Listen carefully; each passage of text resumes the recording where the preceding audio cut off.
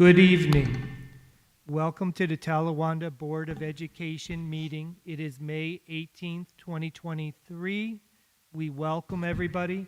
We have a new public participation policy that was passed last month.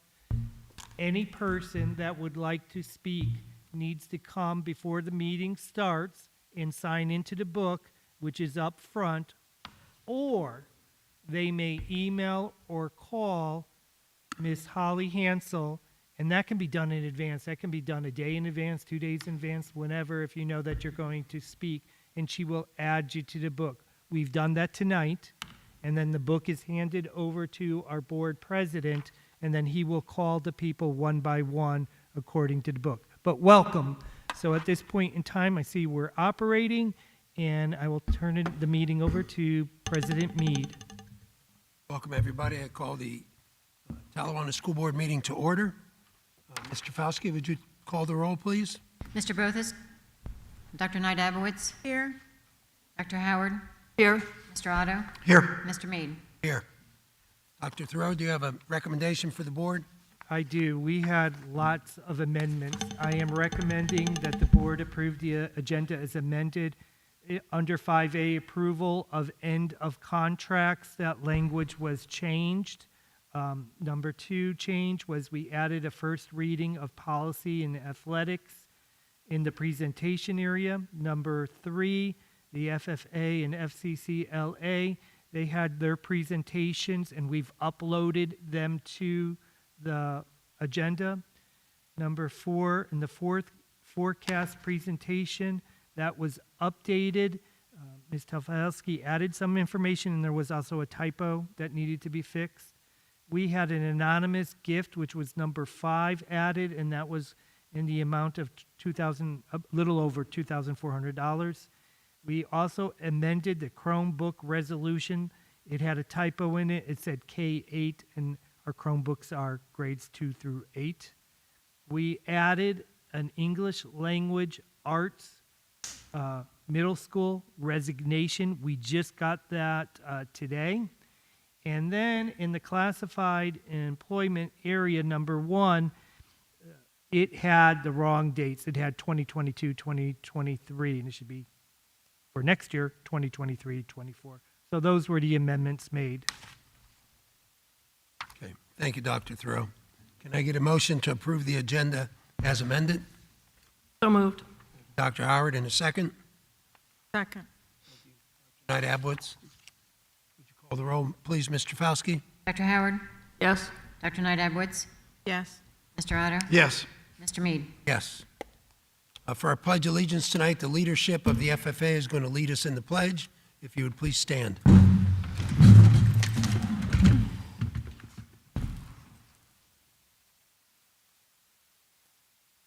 I pledge allegiance to the flag of the United States of America and to the republic for which it stands, one nation, under God, indivisible, with liberty and justice for all. Thank you. We'll start with the reports. I'll keep my Butler Tech report very short since we're hearing from 2 of our 3 Butler Tech programs tonight as part of our presentations with the FFA and FCCLA both presenting this evening. So the only thing I'll mention in my Butler Tech report is Monday night was senior celebration at the Cintas Center, and about 700 students received their certificates and from Butler Tech. It was a very nice ceremony down at Cintas Center. There was over 30 Talawanda graduates there as well. Dr. Knight Abowitz, your legislative report? Yes. The big news, a couple of big things out of the legislature. The House passed the biennial budget, House Bill 33. This combines the bottom 2 tax brackets and lowers the lowest rate to 2.75. And it updates the Fair School funding formula with fiscal year 2022 inputs, which is an improvement. It continues to increase the voucher eligibility to 450 of the federal poverty level, which would include most of Ohio's families would qualify for that, a voucher to send to private school. And it also eliminates the authority of local governments to levy replacement property tax levies, just as one thing that could be of interest to this district. This House bill is now in Senate committee, so this is moving along. And then there's a couple of other bills that we're watching. House Bill 117 would eliminate retention under the third grade reading guarantee. And Senate Bill 1 is the where they are reorganizing the Department of Education and creating a position and a cabinet on the governor's cabinet for education and creating a director of education workforce. And so it would be more under the governor's control. That bill is still alive and moving through. And then there's 2 voucher bills still in circulation. There's one in the Senate, Senate Bill 11. There's one in the House, House Bill 11. They're slightly different, but they're both still alive and moving through. And then the new one that I gave testimony, Dr. Thoreau and I submitted testimony on this past week is House Bill 103, which would establish the Ohio Social Studies Standards Task Force to develop new social studies academic standards for use beginning with the 24-25 school year. If you're interested in our objections to this bill, I'm happy to share that testimony with you. I shared it on Facebook, and I'm happy to send it to you if you have interest. If you're interested in any other bills that are being debated in the House, in the legislature right now, feel free to email me, and if I can answer the question, I will, and if I can't, I'll find out the answer for you. So that's it. Very much. Dr. Howard, the Arts and Athletic Liaison Report. Thank you. Just a short report tonight. Athletics are pretty much wrapped up. I believe there's still some tournament stuff coming up. The only other athletics thing I do want to mention that I have met with many of the parents who expressed concerns about the field hockey decision. And while I can't report that that decision is going to change, what I can report is we have a very active group who is trying to establish field hockey as a club sport next year. So hopefully that will work out, and there will still be opportunities for girls to play field hockey next year.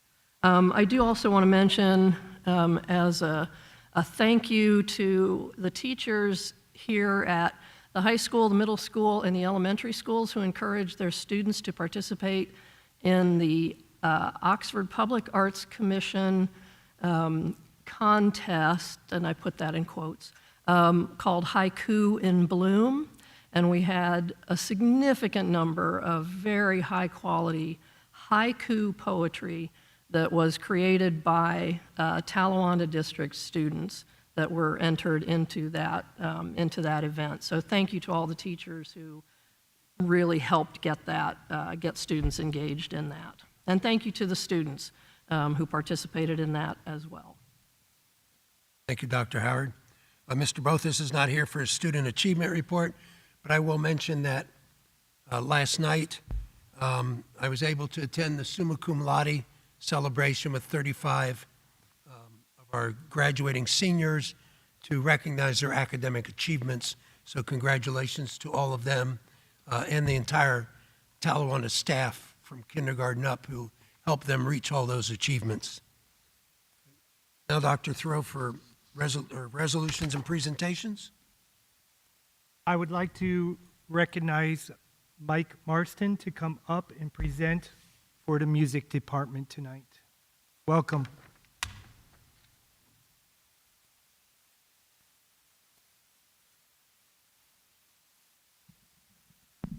There. Check, check. Oh, there we go. There it goes. Okay. Thank you, Dr. Howard, for that report. I'd like to get together with you sometime soon and talk about a variety of things. So, I'm Mike Marston. I'm a music teacher here at the high school, and I'm here tonight in my role as K-12 Music Department Chair. Our department consists of only 8 people, one of whom is part-time. The members of this department are the most talented and dedicated group of people that I've had the pleasure of working with. As I said before, I think it's important to note that we all live in this community. Our children are current Talawanda students, future Talawanda students, and Talawanda alumni.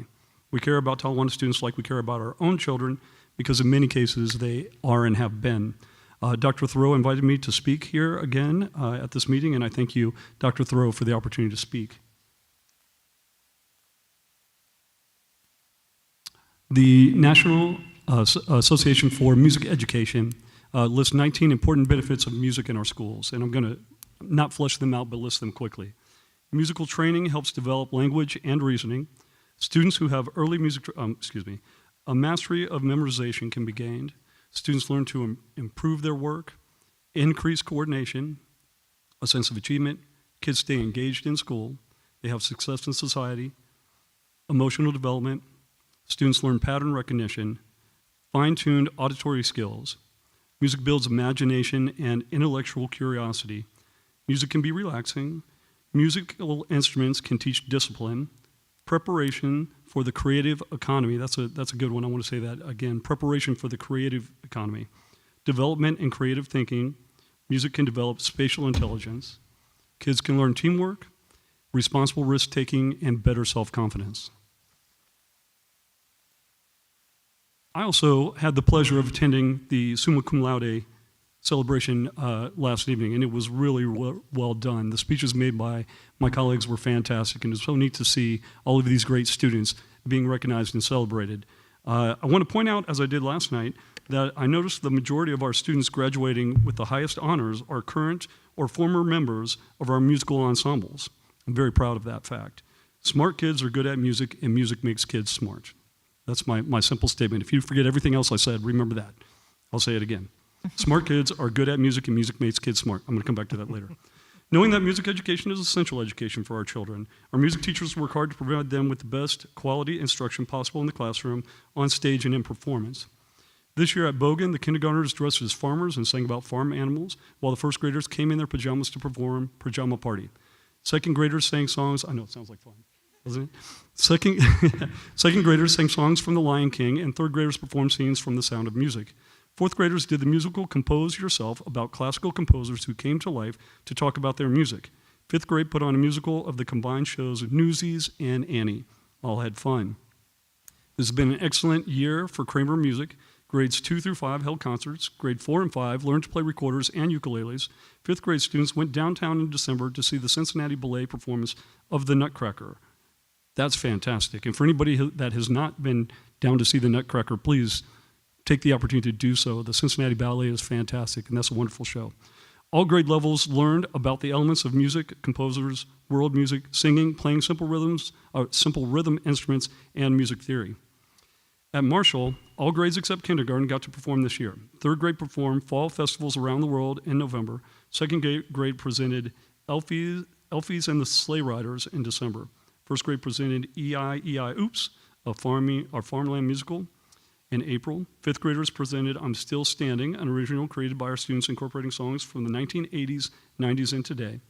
Fourth graders have their concert on May 11th, Choices, this was sent to me earlier, a collection of songs based on self-esteem, character, and citizen. They will also play a song on their recorders. Awesome. At the middle school, we have huge numbers of students in our bands, choirs, and orchestra. Each had many performances this year, highlighted by the end, or many great performances, I should say, highlighted by the end-of-the-year concerts here in our Performing Arts Center. The 7th and 8th grade groups once again competed at Music in the Parks. They won in their classes and received excellent and superior ratings. This is no surprise, I think, to any of us. They routinely do this. They came home with lots of trophies. The talents and effort of the students, combined with the talents and efforts of our music teachers, paid off as we all knew it would. The Talawanda High School Choral Program had 3 featured concerts that included all 5 TH vocal music ensembles, as well as every member of the Talawanda music faculty, alumni singers, and guest soloists. 2 performances of the national anthem for Xavier University basketball games, including in front of a sold-out crowd of 10,300 people in March of 2023.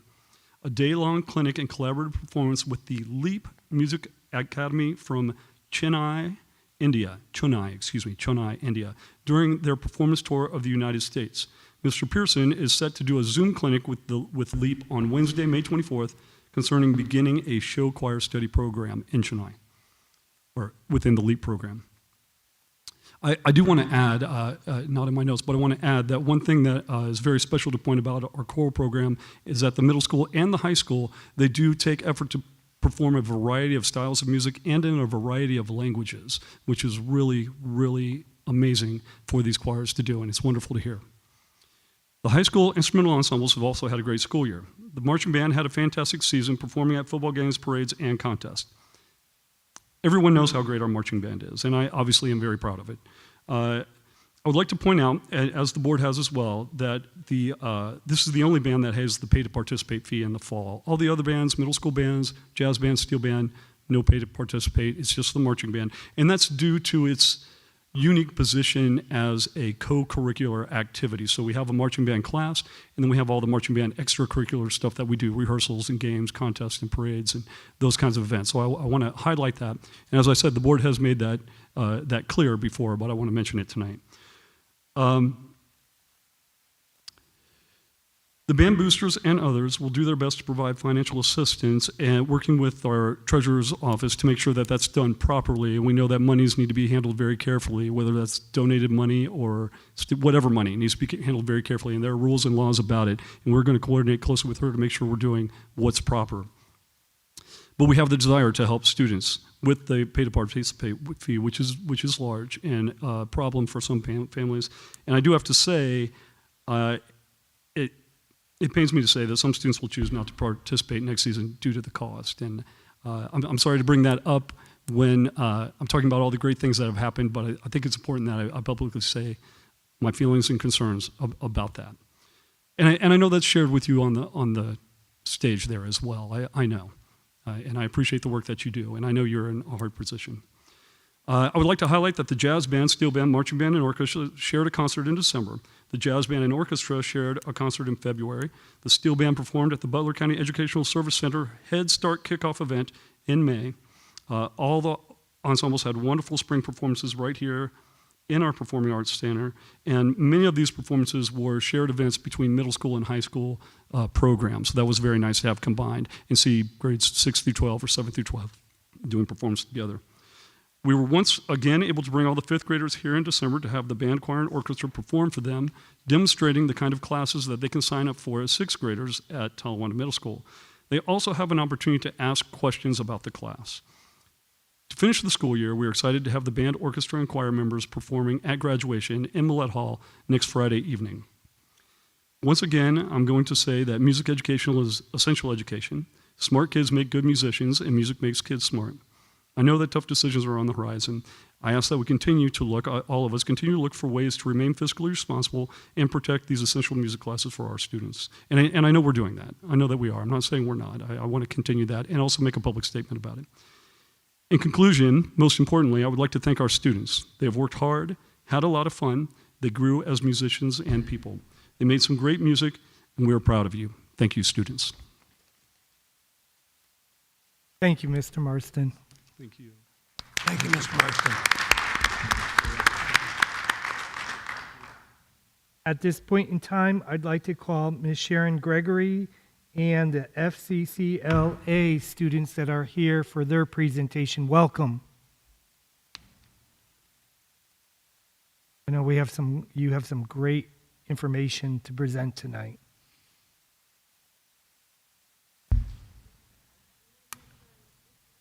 Usually I come and I just talk about FCCLA, which is a huge part because it's intercurricular, but I did want to share some of our FCS. You are welcome to absolutely do that. Share some of those things too. Absolutely. And all these kids are in classes or have been or in a wide variety of them, so they are welcome to share anything they would like to add. But I think a lot of people don't know what exactly goes on. So we're here to share that. This year I had contemporary cuisine and a bacon and pastry arts class. So it's a culinary level, so that is basically what is being taught at Butler Tech. I teach here. So the kids get that. every kid is ServSafe certified, so they get a 3-year certificate for ServSafe that they can get a raise at any kind of fast food place or anything that deals with any kind of culinary, and Butler Tech pays for that for all the kids. So that's a year-long class. Quiet today. Good, they are. They're never quiet. But that's just some things that we've done. They did gingerbread houses and typical baking and pastry, but it's a higher level of stuff that we do. Another class is Culinary Fundamentals and Personal Wellness, which is our semester classes. Personal wellness in the state of Ohio can be also used as a health class, but we don't use that here, but that can be done. And we just do a lot, just like what they say, culinary fundamentals, about basic foods and personal wellness, about yourself. It's just like a health curriculum. So kids doing different things, teamwork and things like that. And another semester class, which is my passion, and this is what I want to do when I retire, is my adaptive class. So every couple years ago, I have to tell a story really quick. A couple years ago, Mr. Davey, when he was a counselor, and Mrs. O came and they said, "We have a proposition for you." And they thought they were going to have to like convince me. And they were like, "We would really like to do an adaptive class, for you to do an adaptive class." I said, "Yep." And they're like, "No, I love that." So I do a foods class 1 year and I do a personal wellness class 1 year. So this year is personal wellness. I have them again next year for foods, and that is just my passion. We have aides that come in. My students are aides, and they work with the kids and make them more independent, and we do a service project, and we do all kinds of stuff. So we have a great time with them. So that's my group this year. And then one that a lot of kids and people don't know about is my mentorship class, leadership class. I have students in that out in the community doing 60 hours of mentoring each year. It can be mentoring versus and service, we combined. I had 25 different career sites just this year, first semester and second semester, and they accumulated over 1,000 hours just this year, my students did. I had 20 students. So those are some of the sites, and then all of them also put in work-based learning, which is the state platform. They put their hours in, so they have track of all that. So as you see, I have connections with different things.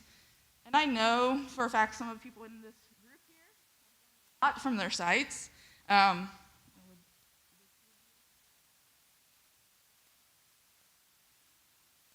So I had an interesting experience with mentorship leadership.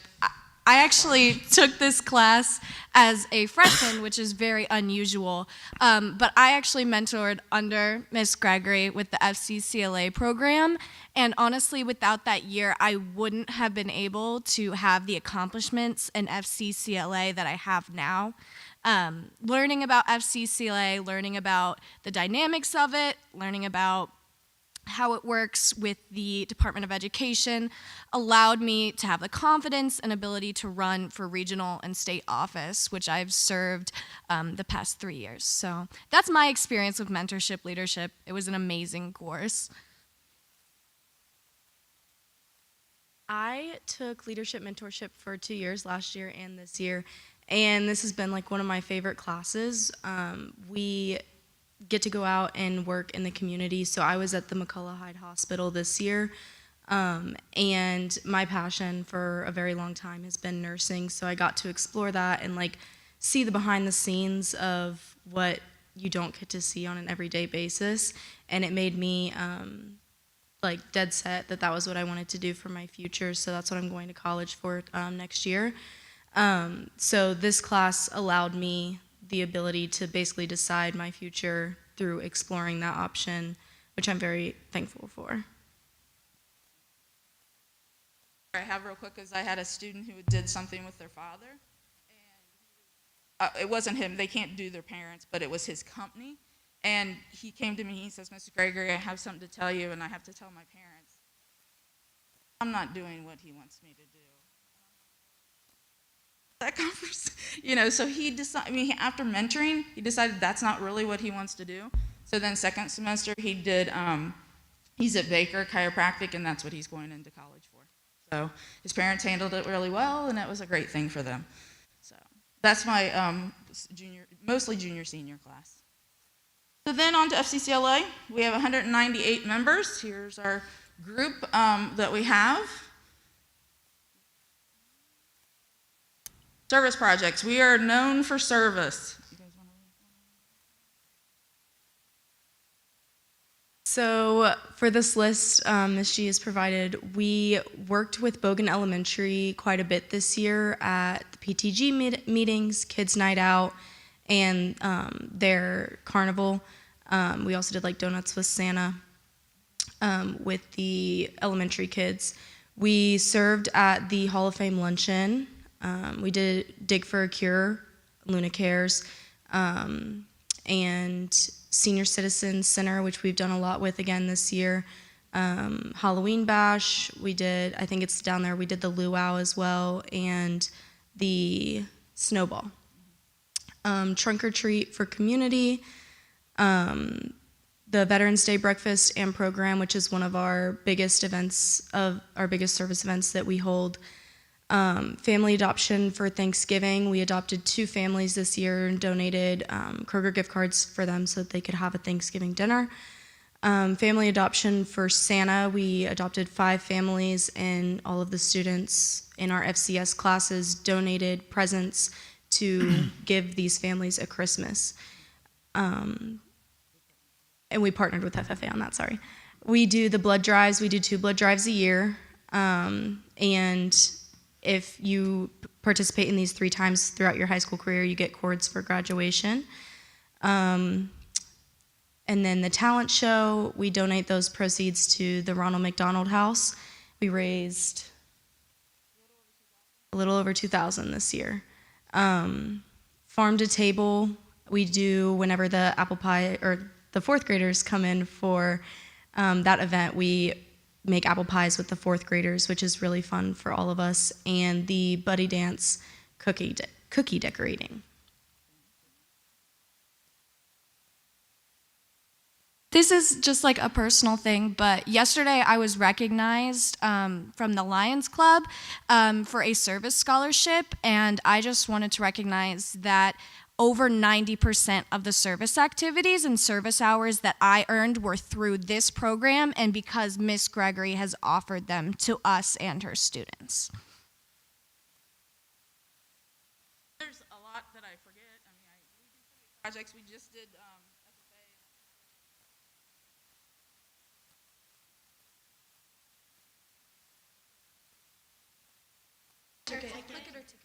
Click it or ticket. We were the school that won this year, that everybody wears their seatbelts. So that was a campaign we did at the beginning of the year. FFA and FCCLA worked together, and all our kids got they were trained on Stop the Bleed. So I mean, there's a lot of things that we do together, and a lot of kids get that kind of coverage. No, sorry, Ms. G did forget to mention our leadership mentorship class. Our service project this year was Serve City. So we went down to the homeless shelter and prepared a meal for Serve City as well through that class, which was a very eye-opening experience.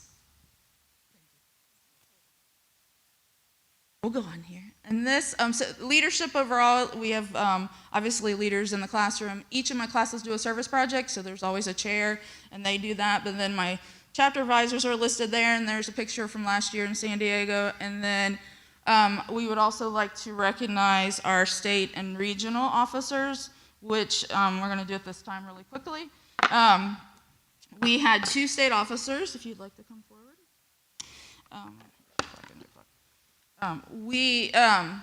These plaques will be hung in the hallway. Mr. Davey came to state conference this year and received them on stage with us. But we had the state president, Lillian Shelley, and we had the vice president of special programs, Kenneth Tucker.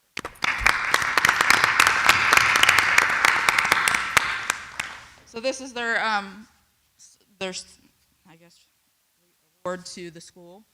So we will be hanging that in the hallway. And then we also had a Region 4 officer, Lauren Slattery, who is working tonight, so she couldn't come.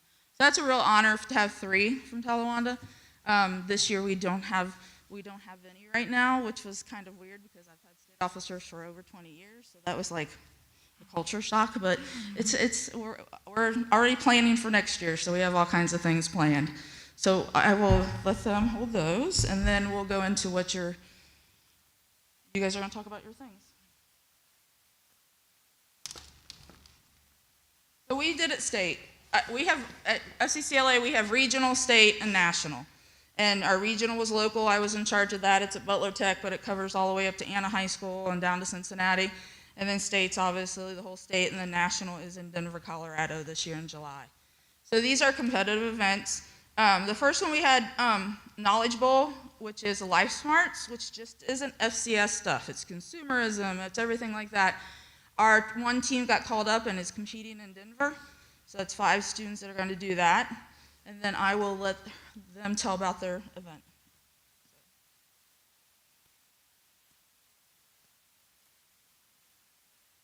I did career investigation this year. Oh, I'm Taylor Gregory. I did firefighting for my investigation. I will be going to Butler Tech for my senior year. I got first at regionals and second in state. I will be going to nationals. She doesn't like to talk. I think I talk so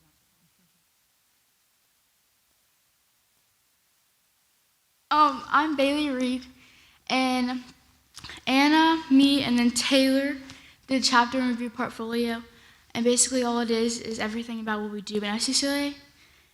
35 pages of everything. Yeah, 35 pages. We made first in regionals and state, and then we made it to nationals.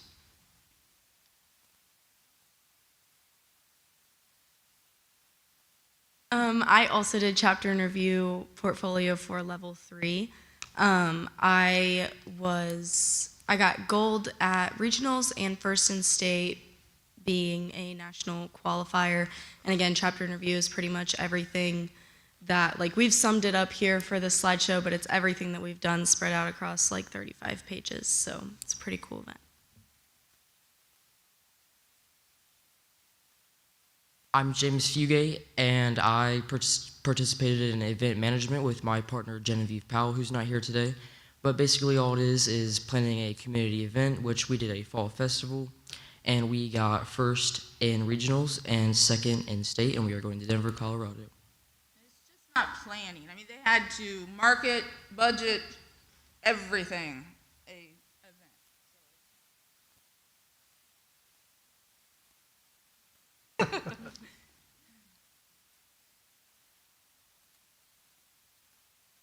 Lauren Slattery isn't here, but I actually competed in this event last year. Interpersonal communications, you plan a project that focuses on communication, either in the family, workplace, or school.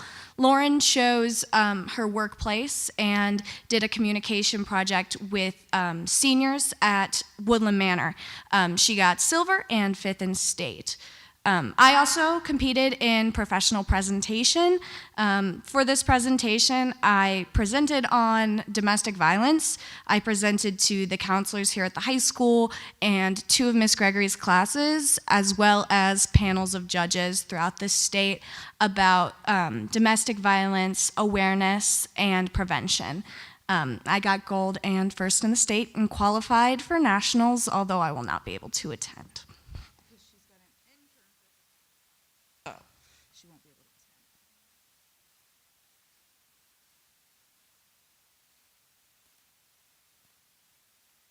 My name is Bailey Oakes, My name's Savannah Tepker. and we got first in state, and we do promote and publicize, which is like we just pretty much promote everything that we do for FCCA on social media. Oh, and we're going to nationals. It's not just social media, but any type of promotion. Like we put stuff on like billboards and stuff, and I don't know, local newspaper for Talawanda.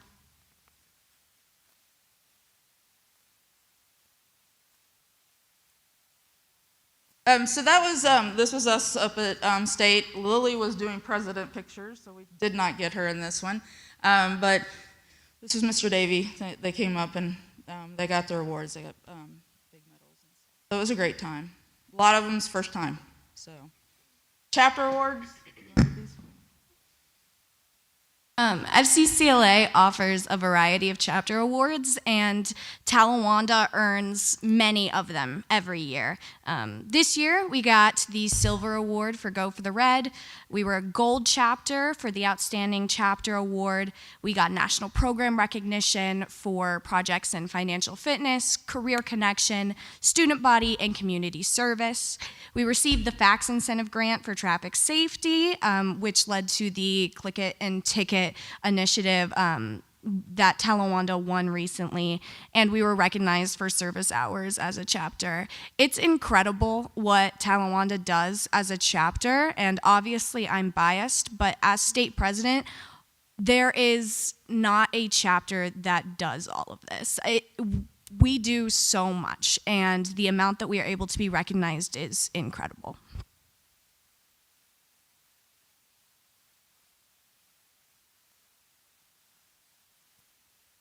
For the state degree, members had to complete a project detailing their involvement in FCCLA and other programs while they were in high school and FCS classes. Lauren Slattery and I both received our state degree. I'll mention Power of One, and then I'll let Kenna talk about the scholarship. Power of One was completed by Anna Warner, Bailey Reed, James Fugate, Genevieve Powell, Savannah Tepker, and Sarah Petrie. This is what I would consider a mini state degree. They do a personal project about their accomplishments through the year, and our chapter had a total of 65 Power of One recipients this year, as it was done in some of the classes. And for endowment scholarships, me and Lauren Slattery both received $500 endowment scholarships.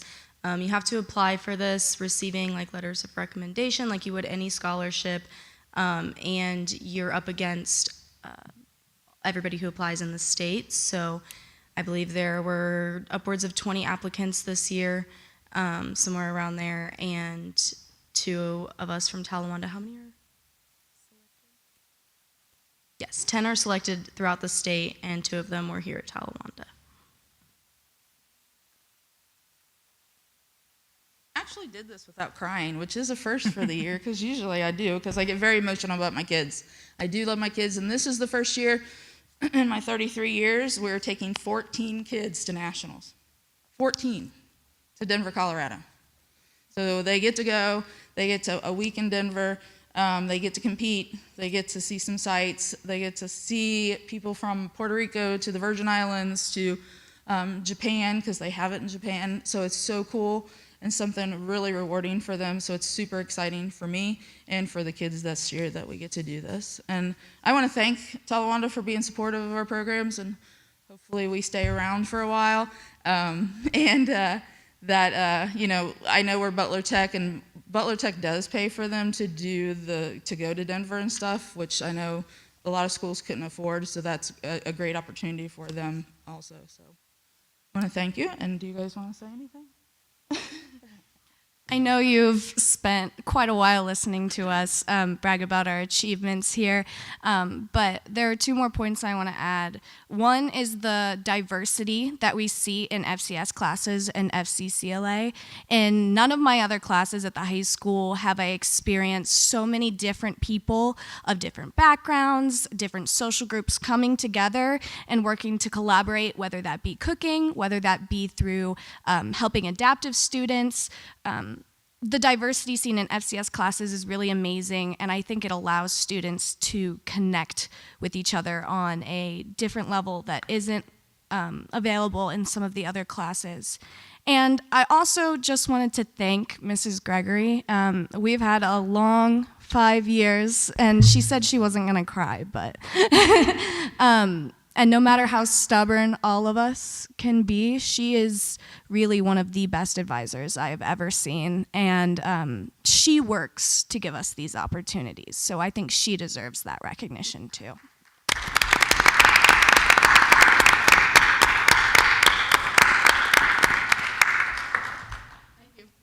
Thank you.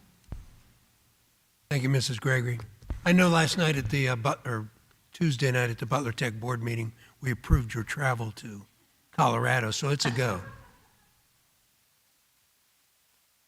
Thank you very much, and thank you for coming tonight and presenting for us. It's amazing to have all of you here, and I think it's important to have you here. Okay, at this point in time, we have our next presentation, which is Ms. Kendall and Mrs. Roberts, and the students to come up and talk to us about their service projects and their learning. So welcome. This is the FFA presentation. So before we begin our presentation, we'll just go through some introductions. My name is Anna Abbott. I am going to be graduating this coming Friday, or I guess a week from Friday, and I just retired as our chapter vice president.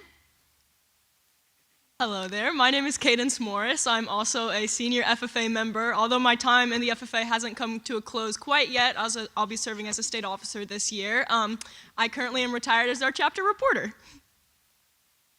Hello, my name is Emma Lake. I am currently a sophomore, and next year I will be the 2023-2024 chapter secretary.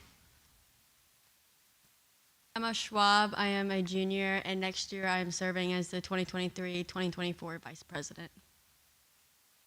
Hello, everyone. My name is Anna Moeller. I'm also a senior. I just retired as a 2022-2023 chapter president, and just like Cadence, I'll be serving on the state FFA officer team this year, so we're very excited about that. Tonight, we're going to give you a brief overview of kind of what we've done throughout the past year and everything in between. So.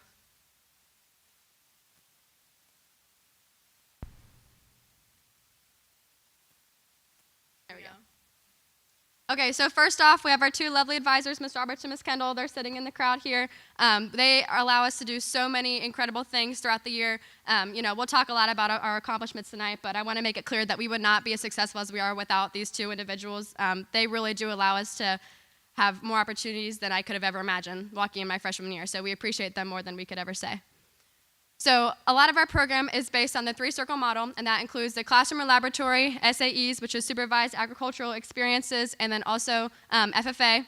So classroom and laboratory, that's of course just during our classroom activities. We'll talk a little bit later about the different courses that we offer. There's several of them, and it ranged all the way from, of course, 9th grade to senior in high school, and all different, not necessarily levels, but topics that are covered. SAEs, these are work-based learning projects, and they're specified for each individual. So these students, they go home and they have different projects. It could be working on somebody else's farm, maybe having their own animals at home, or nothing animal-related at all. It could be a garden, agricultural communications, anything and everything related to agriculture. We want to make it clear it does not necessarily have to be you grow up on a farm, you raise cattle and soybeans. That is not what we're about anymore. The next thing is FFA, so that encompasses our entire chapter. So as soon as you enroll for any agri-science education course, you're automatically in our chapter. And so through the chapter, we get to do all kinds of different activities, from monthly chapter meetings to Little Aggies to national and state conventions, all that stuff. So as soon as you enroll in one of those classes, you have the opportunity to go do all of those things. So here are the classes that we offer in our high school. So 9th grade, we have AFNR, and that's Agriculture, Food, and Natural Resources. So we like to say that that class kind of gives our students a little bit of everything. Everybody who goes in FFA is required to take this class first as freshmen. So as they go throughout their years in high school, they kind of have an idea of maybe what they're more interested in. So this class touches on, livestock, talks a little bit about the greenhouse, food science, all those things that we have class opportunities for down the road. And then later on, for 10th through 12th grade, we have a food science class. We just did this class for the first time this year. Miss Kendall taught that. I wasn't in that class, but I know they talked a lot about different food procedures, from like farm to table, different marketing tactics, all that good stuff. We also do greenhouse management, which is a CCP course. I took that my sophomore year, and not only do you work in the classroom, but we also have our greenhouse outside, so students grow their own plants. We do use them for practical things. We just used a whole bunch of our hanging baskets for our banquet this past weekend. We use them for other activities as well. Then, of course, there's an animal science class. I took that as a junior, and the main course for that is you pick one species, and throughout the whole year, you just really dive deep into everything and anything about that species. And then for 11th and 12th grade specifically, we have mechanical principles. I have not gotten to take that class, but so you do a lot of shop work there, of course, everything from electric to welding to construction, lots of hands-on activities. That's very important to us. And then ag business. This year, I was taught by Ms. Kendall, so we got to actually run our own businesses. We created those at the beginning of the year, and we got to see how they went throughout the year and learning all of those managing tactics. And then the final class that we offer is senior capstone, and of course that's only for seniors. And so throughout that class, the seniors get to have their own projects, whatever it may be. It could be something in FFA, it could be somebody's old rocking chair they want to fix up in the shop. It could literally be anything and everything that we would want to do. So yeah, those are the classes that we offer. Next, we have the classroom and laboratory. So I did kind of touch on that a little bit earlier. I also talked about how we are very hands-on with everything we do, and we offer a wide variety in each of the classes. So on the top left, you'll see some kids working in the shop. Of course, it's always safety first. We have hard hats and all that good stuff. But so we get to do different shop projects depending on the year. And there's the greenhouse class. So I mentioned hanging baskets, but they do more than hanging baskets. There's microgreens, there's vegetables. We have an aquaponics system this year. There's all kinds of great things happening in there. The middle picture is 2 of our freshmen. They were working on a lab during their AFNR class. And then the bottom right, I believe, is also of a freshman, and that's one of their first units, which is soil. I know my freshman year, Mr. Daringer, who no longer teaches here, he had us go home and dig up some soil from our own yard, and we did tests on it. It was just kind of really neat to see how much it differs, but from just different yards, even in our own school district. So.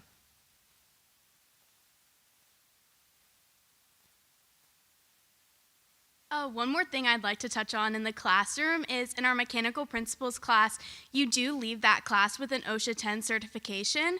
Additionally, from that CCP course with Greenhouse, you are guaranteed college credit at many of the state universities in Ohio and outside. So even leaving our classrooms, you are guaranteed some of those resources going into your future careers and future education.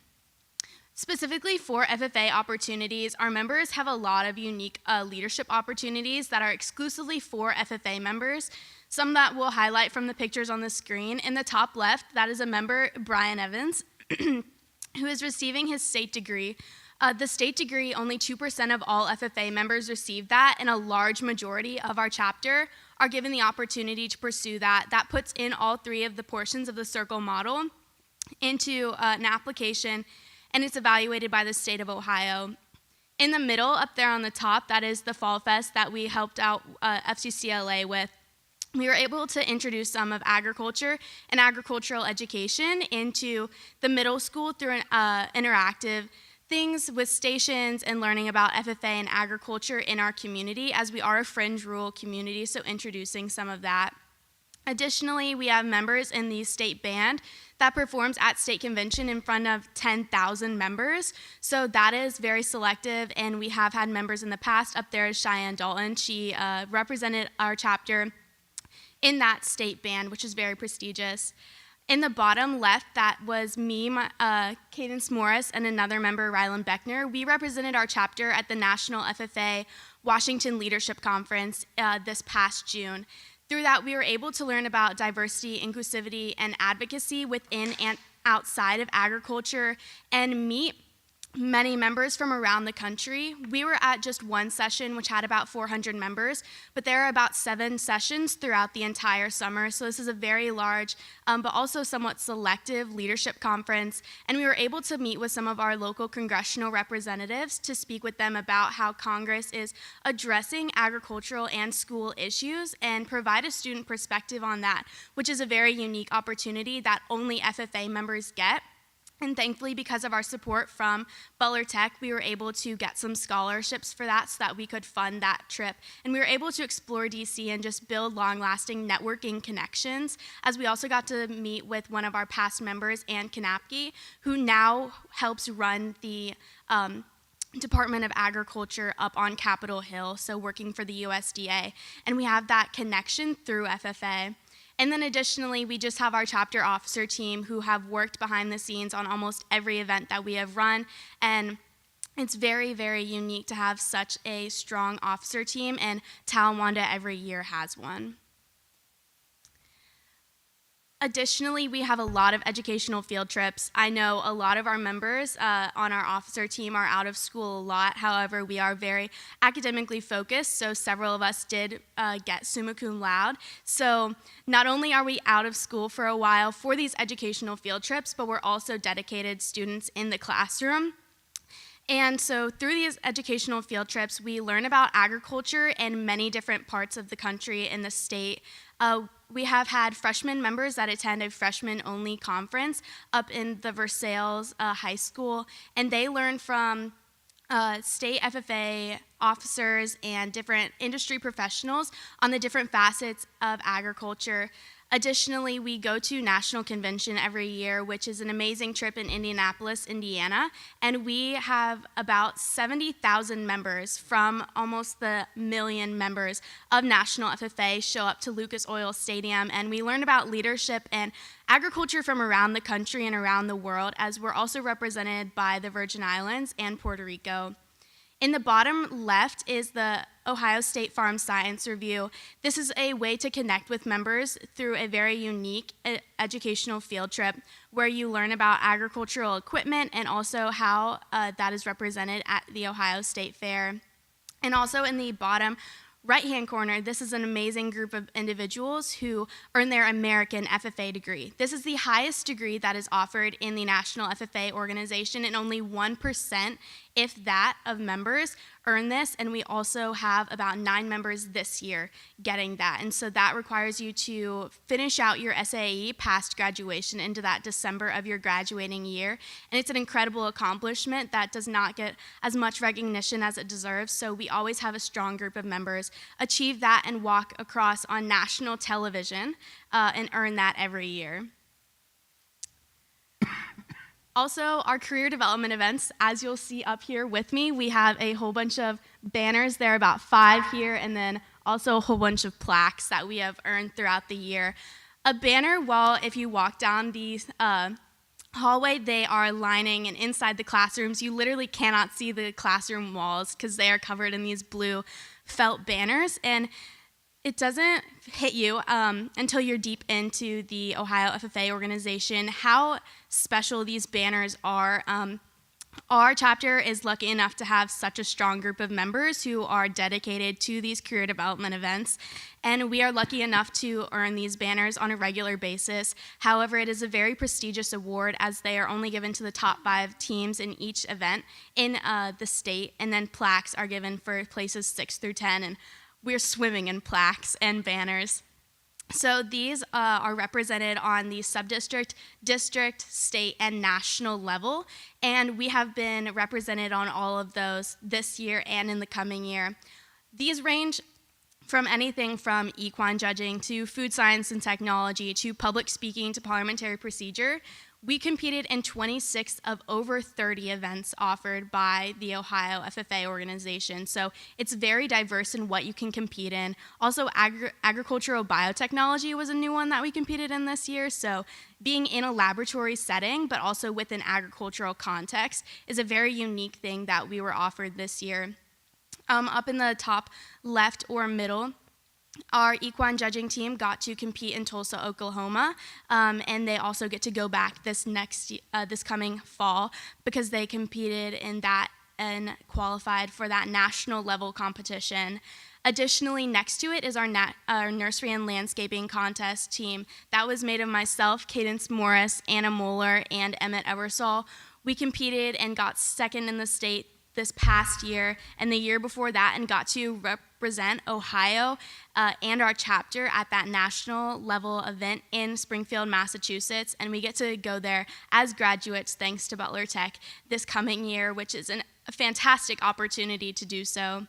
Additionally, our soils team and our novice parliamentary procedure team, in that event, they get to learn about public speaking and working as a team and fully trusting that team as well. I can say from experience being a novice parliamentary procedure and an advanced parliamentary procedure member that it is one of the hardest and one of the most crucial for an FFA member to participate in, as I learned how to 100% trust my team, which is an amazing skill that I will definitely carry with me post-graduation. Finally, our supervised agricultural experiences. We've mentioned these, but each member has this as a part of their agricultural education program. This does count as a quarter of a credit each year, so I'm coming out with an extra credit in high school simply by completing this requirement. And these can range from anything from working a fast food job to having internships or working on your own family farm. And they somehow connect to agriculture, but in different ways that you would not expect. Up there are some working on agricultural mechanical and technology, working on a family farm for a swine operation. Cadence is agricultural communications, working with the Ohio Country Journal, and working with beef cattle to exhibit at the Butler County and state fairs. So these really offer unique research and record-keeping opportunities, and we have to keep very strict records of these, and they go into many of our applications, but simply by learning how to manage your money and keep record of that money in a software is a very, very unique opportunity and a very important skill that all of our members learn, as it is a requirement for our agricultural education program. So before I touch on some of the accolades that we've accumulated this year, say that 5 times fast, I want to touch on the fact that receiving both the state and the FFA American degree requires hundreds of hours of community service, investment into your project, thousands of dollars of investment and profit. It's a very competitive thing, and you are among a very competitive pool of applicants.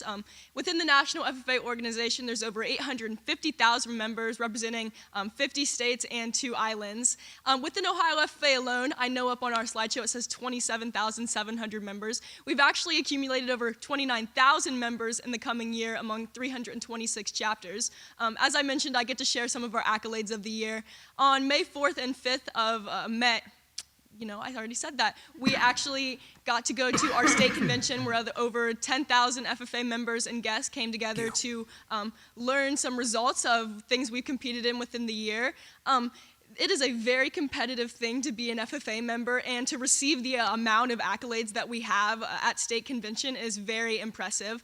Just to name a few, this year we were named top 10 Ohio FFA chapter out of 326, as I previously mentioned, and we're a gold-rated chapter, which requires extensive record-keeping national chapter applications among over 2,000 chapters in the nation. We also are required to submit projects we've done within our community that reflect the values that FFA has, which is premier leadership, career success, and personal growth.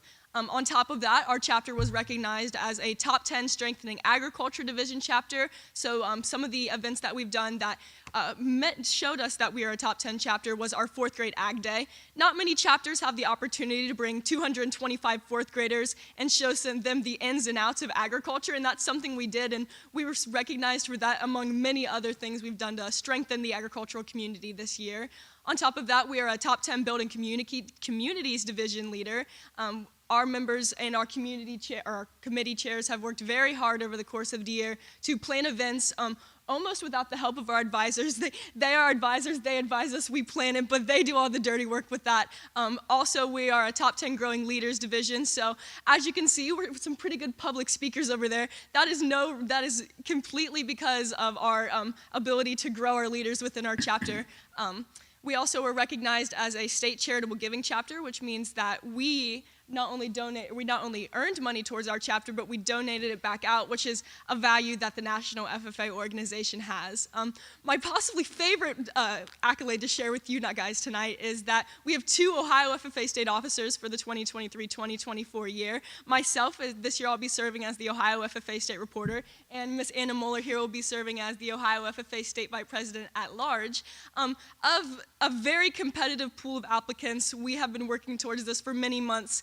And to be elected to this is a very huge and competitive process. It's a very big deal. So for the coming year, Anna and I will be taking a little bit less credit hours at our college, and we'll be spending the year visiting high schools across Ohio, delivering leadership workshops. This summer, we'll be at Ohio FFA camp. We'll just continue to grow our leadership skills and dedicate our entire selves to the organization that has given so much to us, and we're very excited to have that opportunity. On top of that, as Anna mentioned before, we have many top 5 banners and top 10 plaques of award-winning teams this year. Emma here just has a few of them, and we are recognized for those at state convention as well. We also had 6 state degree recipients this year, so myself and Emma Schwab are one of them. To wear this chain is a huge deal in the FFA organization, and I'm so honored to earn that. To touch a little bit more on my own FFA experience, I came into FFA as a freshman with absolutely no background in agriculture. I have never owned an animal in my life. I tried chickens one year. That did not really work out for me, so I found my footing through agricultural communications. I served as our chapter reporter. I'll be serving as the state reporter in the coming year. But I found my footing in agriculture not only because our great advisors, but because of the great support Butler Tech has provided me. Because of my time in FFA, I've actually earned over $220,000 in scholarships. Thank you.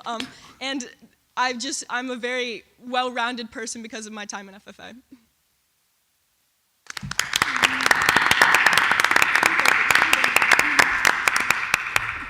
So as Anna mentioned earlier, we attend the National FFA Convention every year in October. This year, over 70,000 members came together, and our teams were recognized for a variety of things. As Anna mentioned, our nursery and landscaping team competed at the Eastern States Exposition in Springfield, Massachusetts, among a variety of other states. I actually got to be really close with the team from Connecticut, still in contact with them from today. And we earned third places at that competition. I was the 8th placed individual. It was a very cool accolade.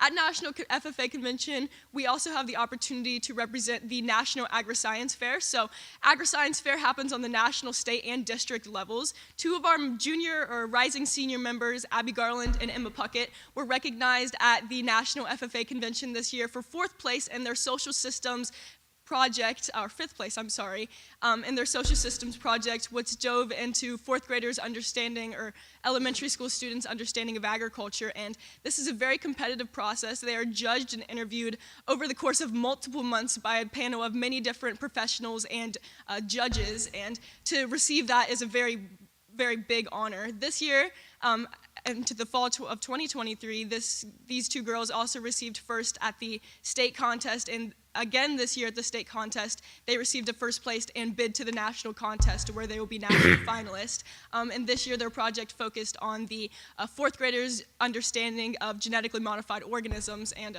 I believe that extended into people in general. Our chapter is also recognized as a National Gold Star chapter, which requires a very strict and well-kept record book of the events we've planned through this year. National FFA calls it a program of activities, and to be recognized as a Gold Star chapter is a very honorable thing. Moving on into some of the things we did this year, once again, our nursery and landscaping team has a bid to the Eastern States Exposition. These competitions require so much of our faith and energy. I know that many of the girls with me have competed in, over my time as an FFA member, I've competed in 42. I'm sure the girls next to me have competed in more. We spend weeks at a time preparing for this contest, even into months at many points. For our nursery and landscaping contest alone, we spent 2 or 3 days a week at our coach Jake Schulte's house, learning the ins and outs of equipment management. We also did cost estimating. There's a variety of things that goes into each of these contests. It's a very unique thing, and I urge you to look more into it. But to qualify for this contest means that it shows our hard work and dedication paid off. Once again, our National Arabian Equine Judging Contest will be held in Tulsa, Oklahoma this fall. The horse judging team that went in prior years, they actually earned reserve champion out of everyone there. So Talawanda FFA is very successful, and I'm sure I can tell you time and time again, and I hope that's hammered into your brains by now, but our horse judging team will be representing Talawanda again in the fall. So we talked about the benefits of being a Butler Tech member at Talawanda High School. As I mentioned, some of my own personal experiences of not coming into agriculture, finding my footing here, and I'll actually be pursuing an agriculture engineering and agricultural communications degree at Ohio State this fall because of my time as an FFA member. But Butler Tech does an excellent job of promoting student voice, innovative education, and collective thought leaders, which is one of the values Butler Tech shares with us. Instructional and curriculum resources. Ms. Kendall, who's a first-year teacher, has excelled in the classroom because of some of the coaching she's received from her Butler Tech mentorship. Top-of-the-line technology. Once again, like not many classrooms in the high school, we have beautiful technology that is supported by Butler Tech. Our boards actually move around, which I've not seen in any other classroom. Excellent training for staff and students. As I mentioned, Ms. Kendall and Ms. Roberts receive mentorship year-round. Butler Tech has recognized our accolades many times, and it's a very respectful honor to have. And one of the biggest parts is career connections. So many of our members also participate in work-study programs. They will continue to go straight into the workforce after this, and that is because of the support Butler Tech has provided them not only monetarily, but also educationally, as many of our members attend Butler Tech for different things.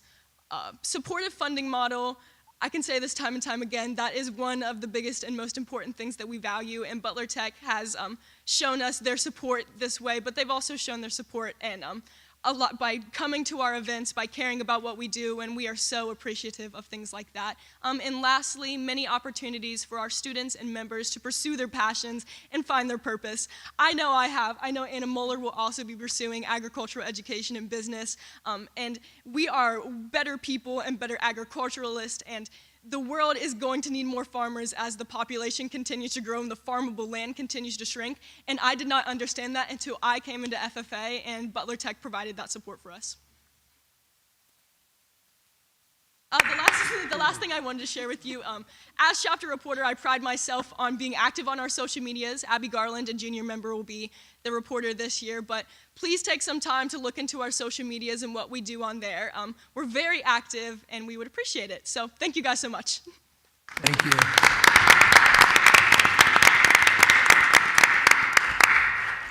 Thank you very much for being here tonight. We appreciate it. At this point in time, I'd like to call Director Malone to come up to do a first reading.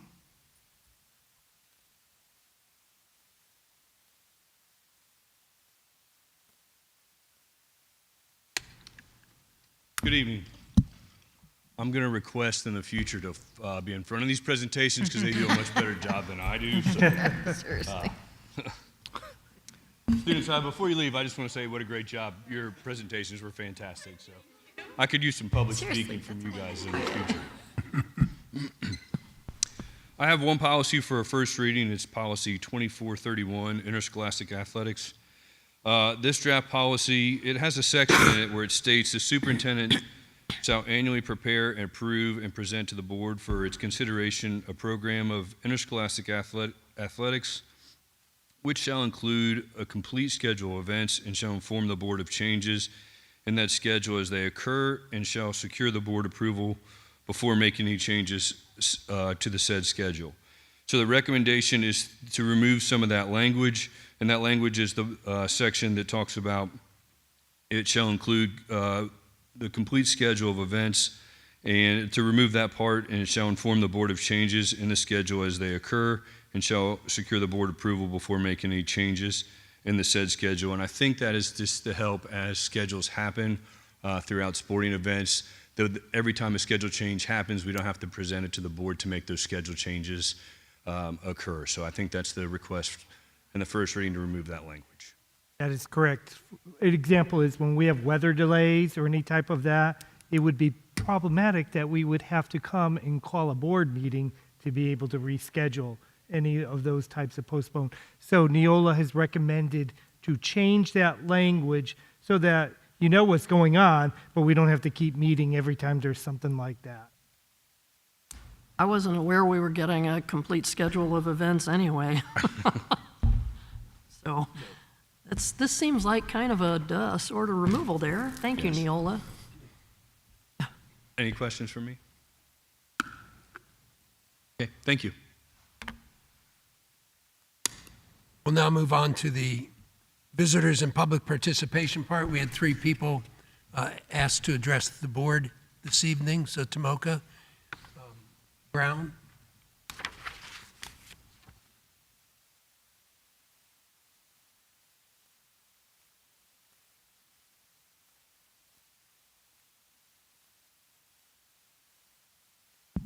Hi, Tomoka Brown. I'm a EHS parent. We had Talawanda High School Teacher and Staff Appreciation Day on May 10th, Wednesday, last Wednesday. No, not last Wednesday, but the Wednesday before yesterday. But anyway, I just want to say thank you to several group.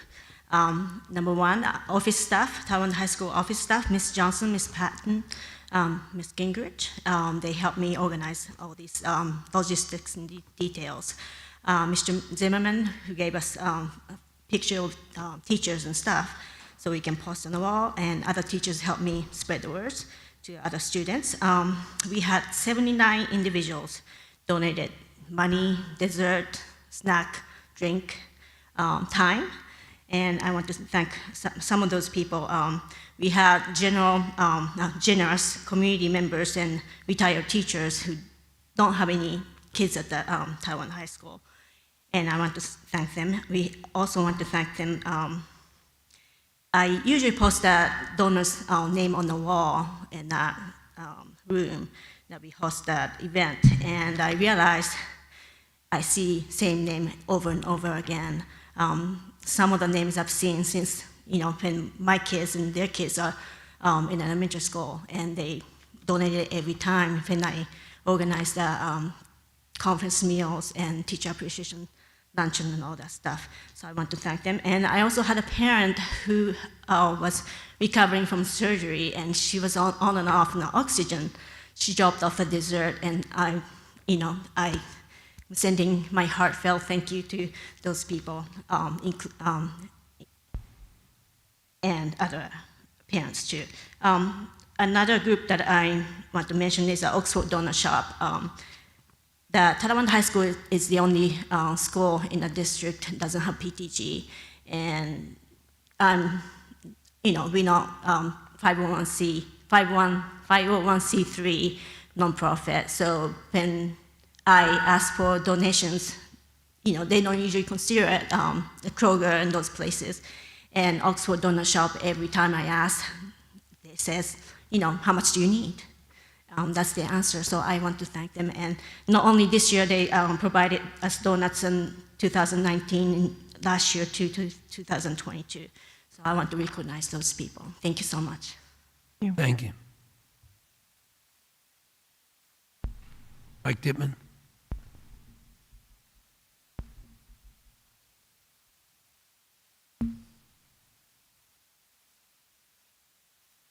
Good evening. Do I need to state my name and all that again, or? You're fine. Okay. The board has approved many changes to get our spending under control, and that's great. You need to follow through on reasonable changes and continue to explore additional items that will control costs.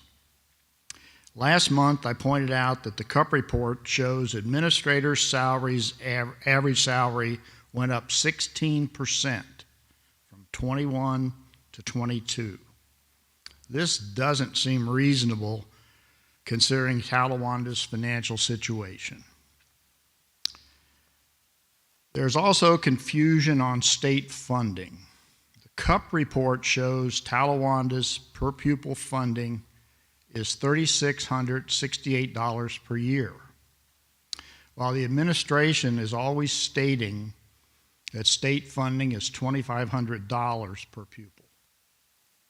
We need clarity on this topic. I don't know the difference, why it's that versus the 25, but I'd like to understand that. I will again state that Talawanda's per pupil spending is $13,941 per year, while Monroe's is $10,258. We should understand how Monroe can get good results while spending $3,600 per student per year less than we do. I would hope there's something we could learn there to help us manage our funding. And the last thing, we must all continue our efforts to encourage our legislature to make positive changes in the public school funding to result in a truly fair funding model. I've continued to send emails to the various legislators, and unfortunately most of them don't ever reply, and that to me is disheartening. The governor's office has responded both times I've contacted them. But anyway, we all need to work on that and continue. Thank you all for serving. Ms. Ironstruck.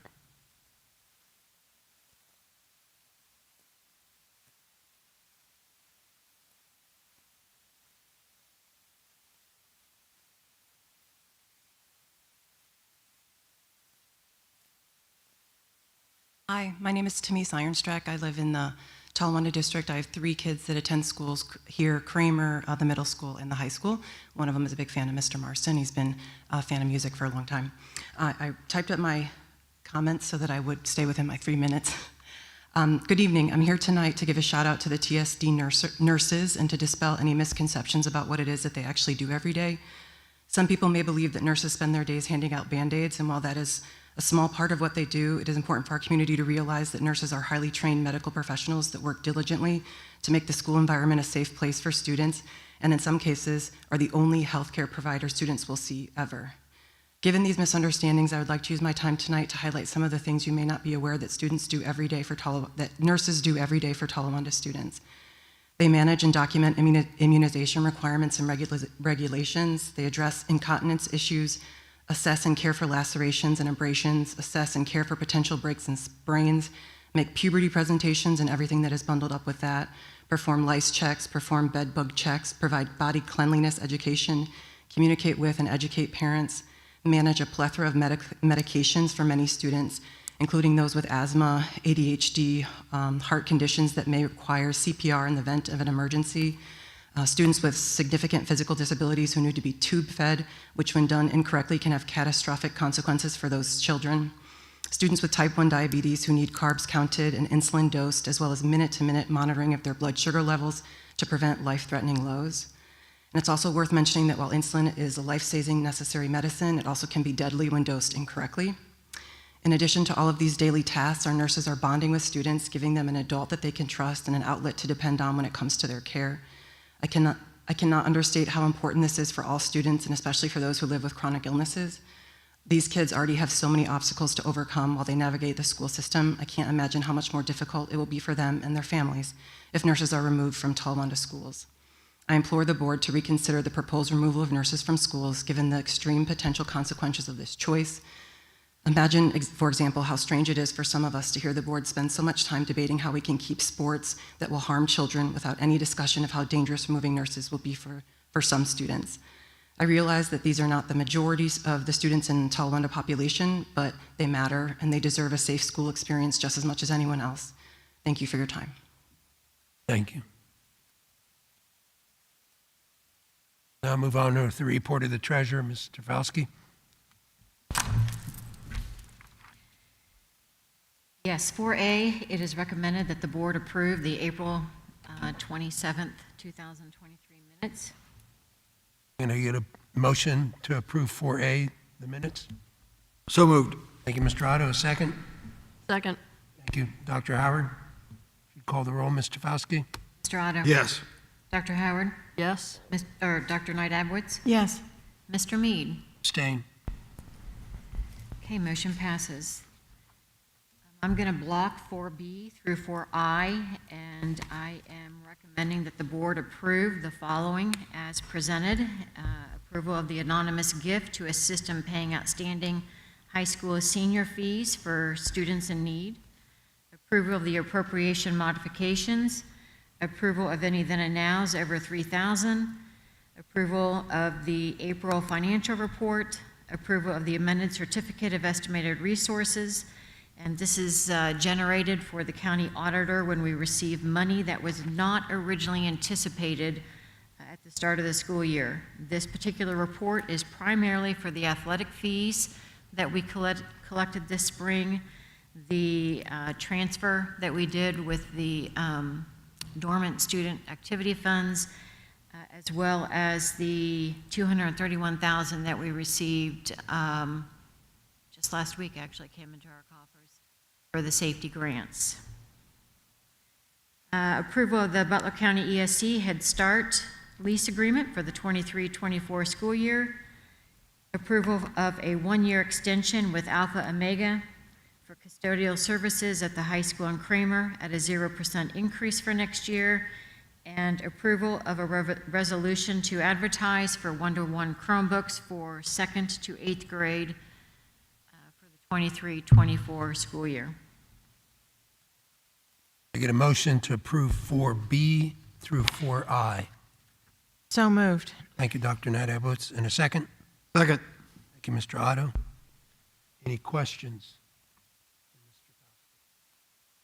Just a shout out to whoever made the anonymous donation to cover the senior fees. Thank you to the community who supports that. Here, here.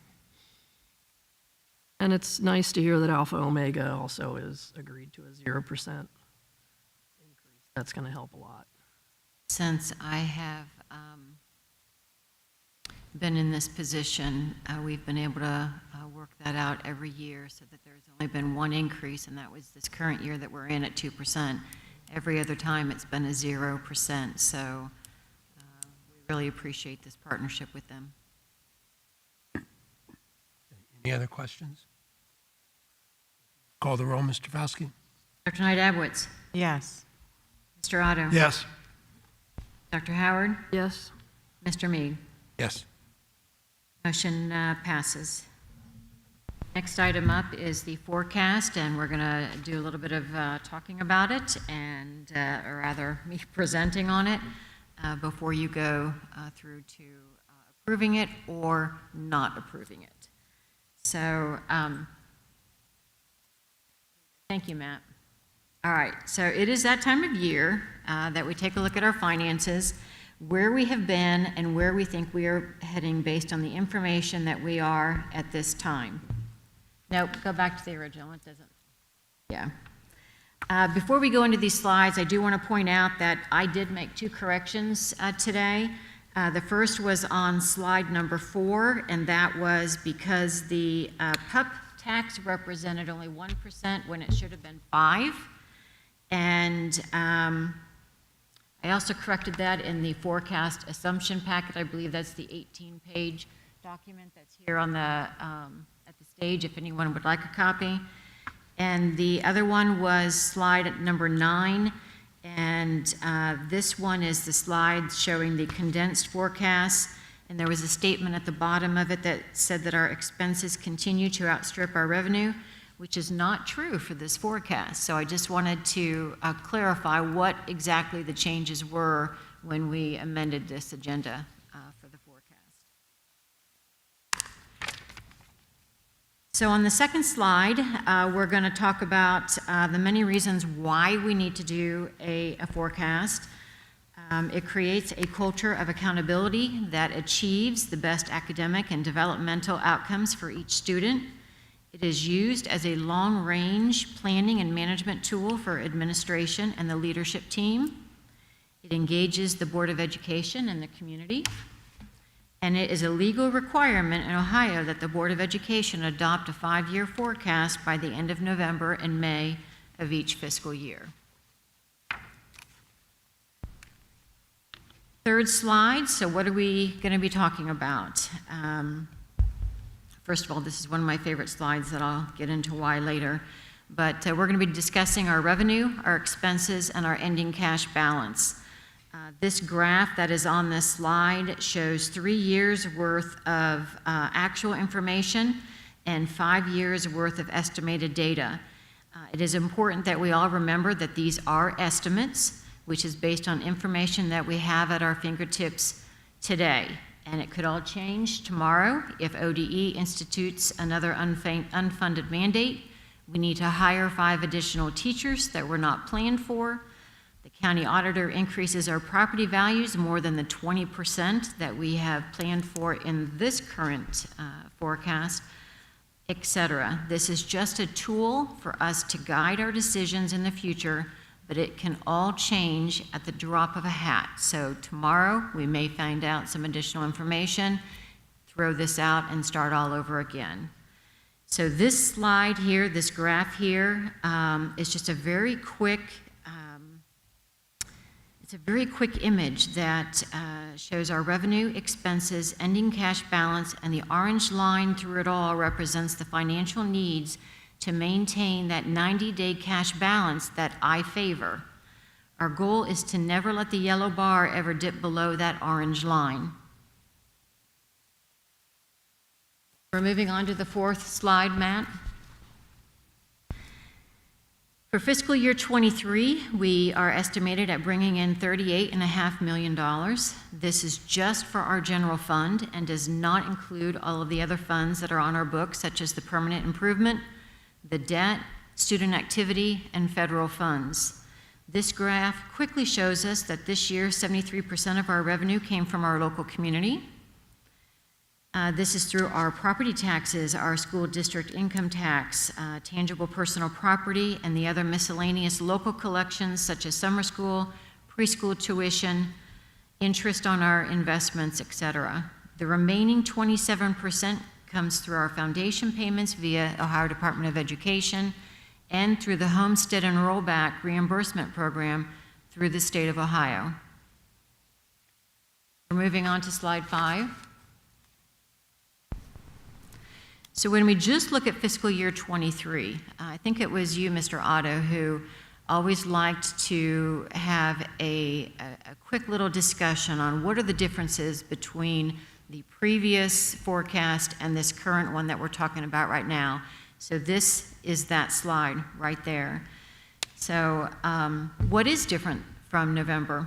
We are expecting to bring in $359,000 in additional revenue, and we are expecting to spend $1.1 million less, which would have us ending with a cash balance of $1.5 million higher than expected. So what does that make up? We collected $233,000 less in property taxes than what was originally forecasted.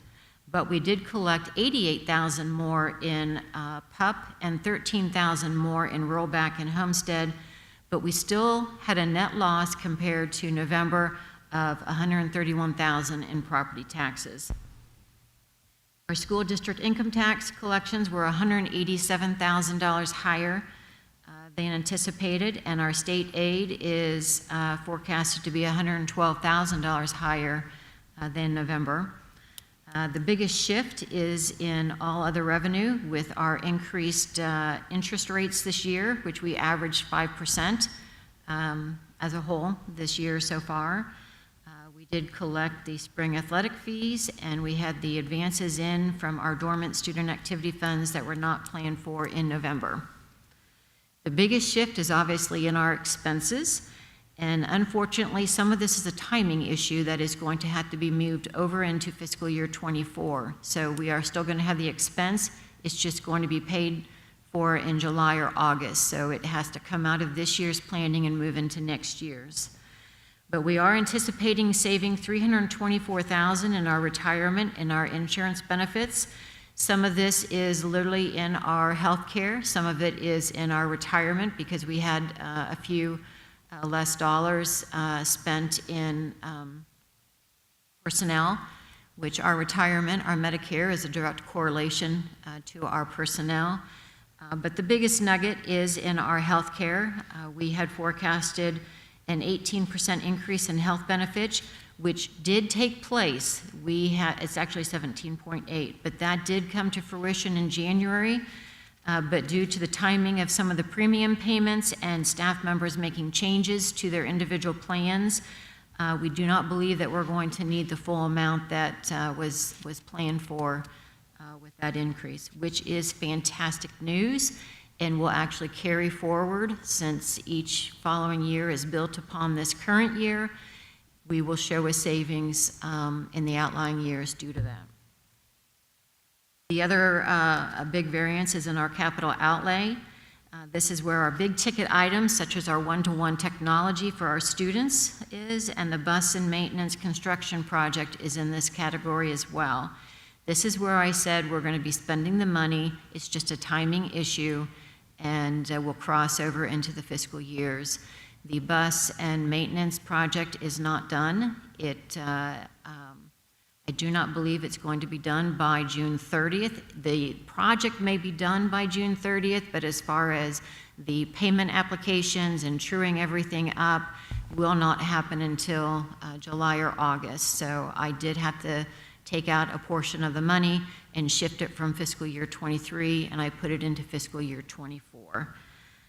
We also did spend a little bit less in our one-to-one technology with the sealed bids. We had a little bit of savings in that, so that is a true savings, but the rest of it is just a shift into the next fiscal year. Slide number 6, I believe it is.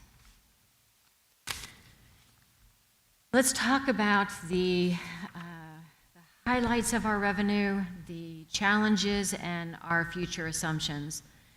Local taxes are the hot topic right now. Butler County is currently going through its triennial update for property valuations.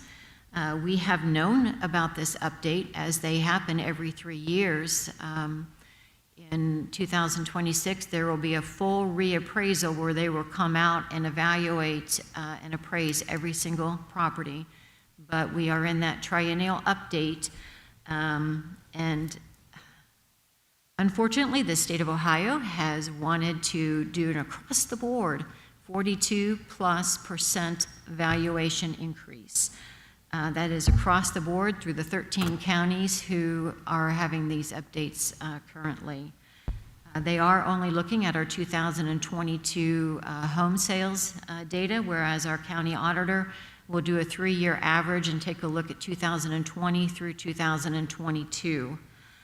Butler County is currently working with the state to try to get this percentage lowered based on the data that we have currently within Butler County. And they are, when I talked to, we had a treasurer meeting last week, Butler County treasurer meeting, and Nancy Nix and Mike Stein were at these meetings, and so we were asking questions. They believe that the average within the county is going to be 35 to 38%, but I want to remind you that the state of Ohio is still wanting it over 40%. That is as an average, which means it's not going to be across the board. Everyone is just going to increase that amount. Yours could increase 35%, mine could increase 10%, because it is an average. So I think I just got ahead of myself, but there are 66 taxing entities within Butler County. So out of that, they have to, once the county and the state come to an agreement, and I believe that that has to happen by July 31st, then the county auditors will then take a look at each of those taxing districts in their area, take a look at the sales, what makes sense for my neighborhood compared to Mr. Otto's neighborhood, and it could be literally you guys get a decrease in valuation based on home sales.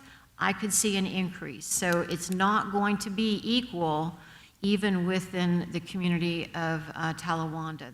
They will try to be fair and treat each neighborhood as its own separate. But as a whole, whatever they come to an agreement with the state, Butler County will have to meet that average.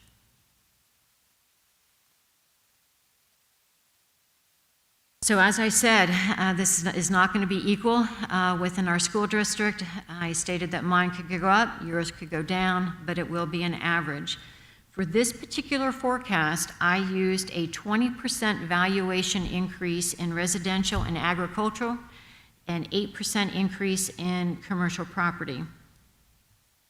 And it's also important to remember that this does not mean that our revenue will increase by the same percentages, as we only collect on the 35% assessed valuation of the property valuation. So it will not be dollar for dollar, and we will not collect on the full 100% property valuations. Financially, I am estimating with the puts and the takes, fiscal year '24, we would see an 11% financial increase, and in fiscal year '25, a 7% financial increase before leveling out at an average of 1%.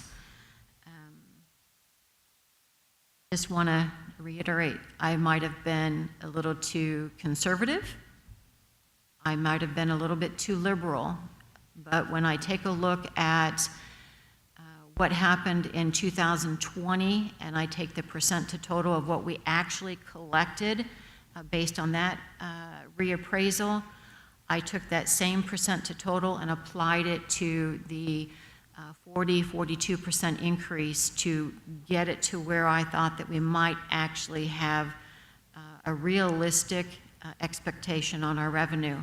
But more than likely in November, this is going to look totally different because I'm going to be wrong, but I don't know if we're going to get more or less, but I had to base it on something, and I couldn't just use zero. So I did a percent to total on what we actually collected based on the 2020 reappraisal. I've heard the question, why did we only do 3% in November? When I don't know, when I don't have concrete information to go by, I will always utilize historical data, and the 3% is based on the 3-year average of the previous 3 years. So that is how I had come up with, in November, the 3% financial increase year over year. So hopefully everyone is listening who had wanted to know that question, but if not, they can contact me. The only thing that I know that is going to be a guarantee about this property tax is that it will look different in November. I just hope that I'm close. When do you think they would make a final determination on that? I believe they have to have it finalized by October 31st, so just in time for the November forecast.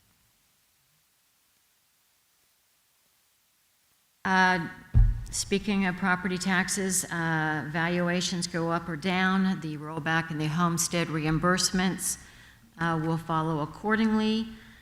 Speaking of the rollback in the homestead program, House Bill 1 is still an issue for us. From what I understand, this has been pulled out and set on the side burner, although I just heard from Dr. Knight Abwitz that it was in the, did you say it was the Senate who just passed it?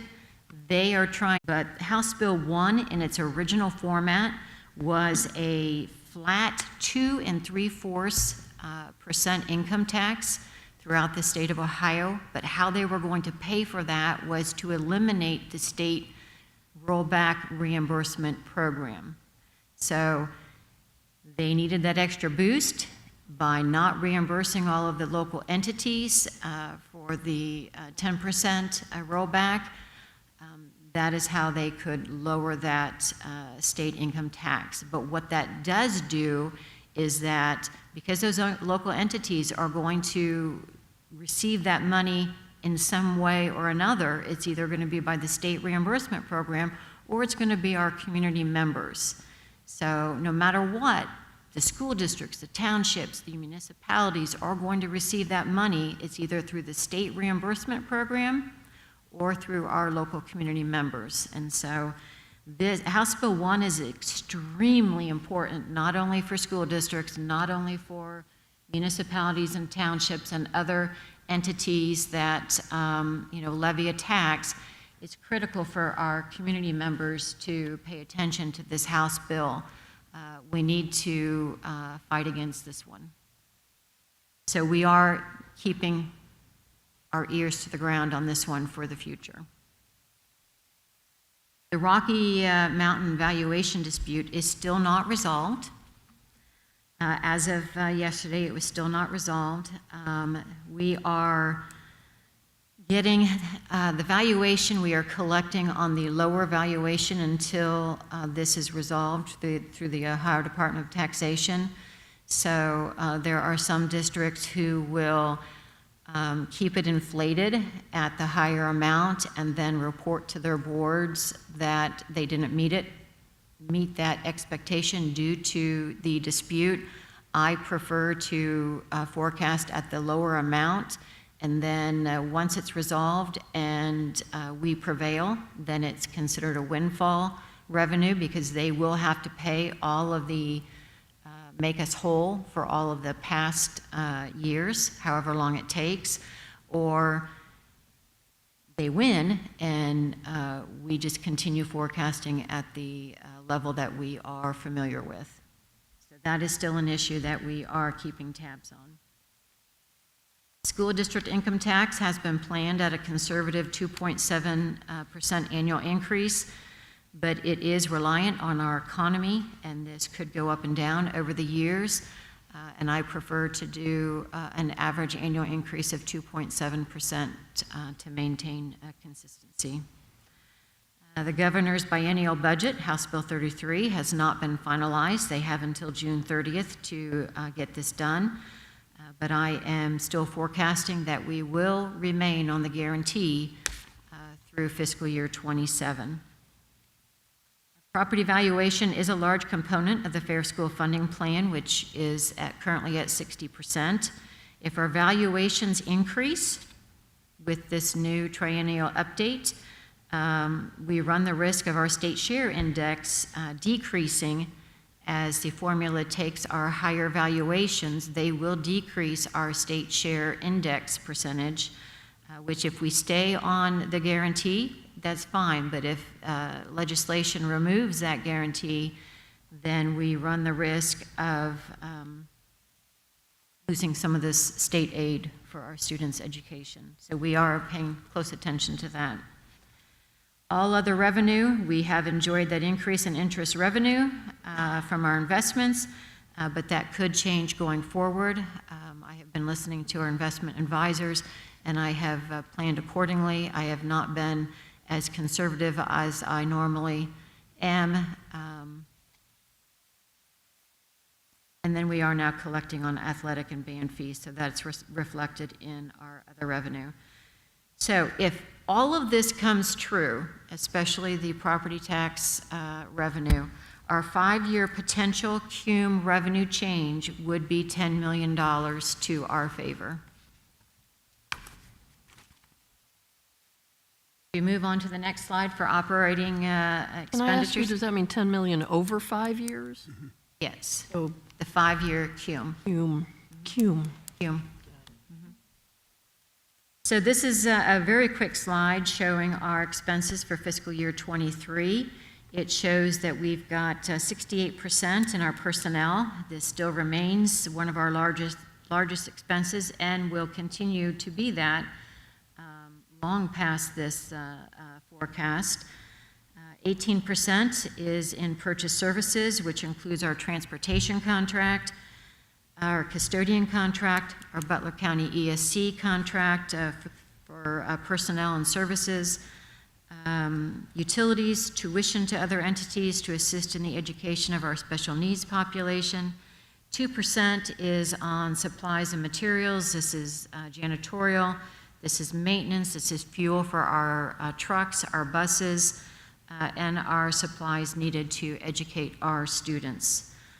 10% of this year's budget is spent on capital improvement. This is a lot higher than normal, and that is due directly to that bus and maintenance garage. 10% is not the normal. I just want everyone to remember that. This usually covers our one-to-one technology and any equipment costing $1,000 or more and has a life of at least 5 years. So once we get past fiscal year 24, this percentage will go down considerably. And then 2% of our budget this year is for dues and fees, with the largest of this expense going to the state and the county auditors for administering the property and income tax collections for us. Matt, next page, next slide. So just as in revenue, we've got some highlights, challenges, and assumptions for our expenses. So next year, our ESSER 2 staff members that were pulled out of the general fund and put into the ESSER 2 grant that we received will be coming back into the general fund in fiscal year 24. Both of our union contracts expire on June 30th of 2024. For For this forecast, I have once again reverted back to what I have normally done and what the previous treasurers have done in the past, is to do a 2% base increase with a 2% step increase. Based on what is negotiated, that will get adjusted down the line. And although we saw a jump in healthcare, and I have planned the future for 14, 11 3/4, 8.5, and 6%, we have been meeting and reviewing the current plan benefits with the Butler Health Plan, and we are planning on some shifts and some adjustments to the plan document. The Board of Trustees will be voting for this no later than September, but everything was looked at, taken into consideration. There have been no plan adjustments for 10 years, and so with some small little tweaks, we are hoping that the consortium can save some money going forward in their premiums, and that this number can be decreased for the November forecast. I also, in addition to no plan changes in the past 10 years, even though we have been seeing the high increases last year and this year and forecasted for future years, the 10-year average for healthcare has been a 4% annual increase over the past 10 years. We've had a negative 3%, we've had a couple of zeros, we've had a 6, a 9, and now this 17.8. But as a whole, and I know I've missed some here and there, but as a whole, the 10-year average annual increase has been 4%, which is not the norm in the state of Ohio. So this plan has done phenomenal in managing its money and keeping the rates low for everyone. We are seeing a decrease in costs and purchase services due to the elimination of some of our Butler County ESC personnel and in our transportation costs, but we will need to monitor this for our utilities and our tuition to other entities for our special ed population. This is one that we don't know what's going to happen next year and what services our special ed population is going to need. So this is one that I will use that 3-year average, and if I feel the need, then I will increase it by 2.5 or 3%. Just to have a safe cushion, because I do not know what is coming down the pipeline for the special ed population. We've already discussed the crossover and finalizing the bus and maintenance project. That will get finished up financially in fiscal year 24.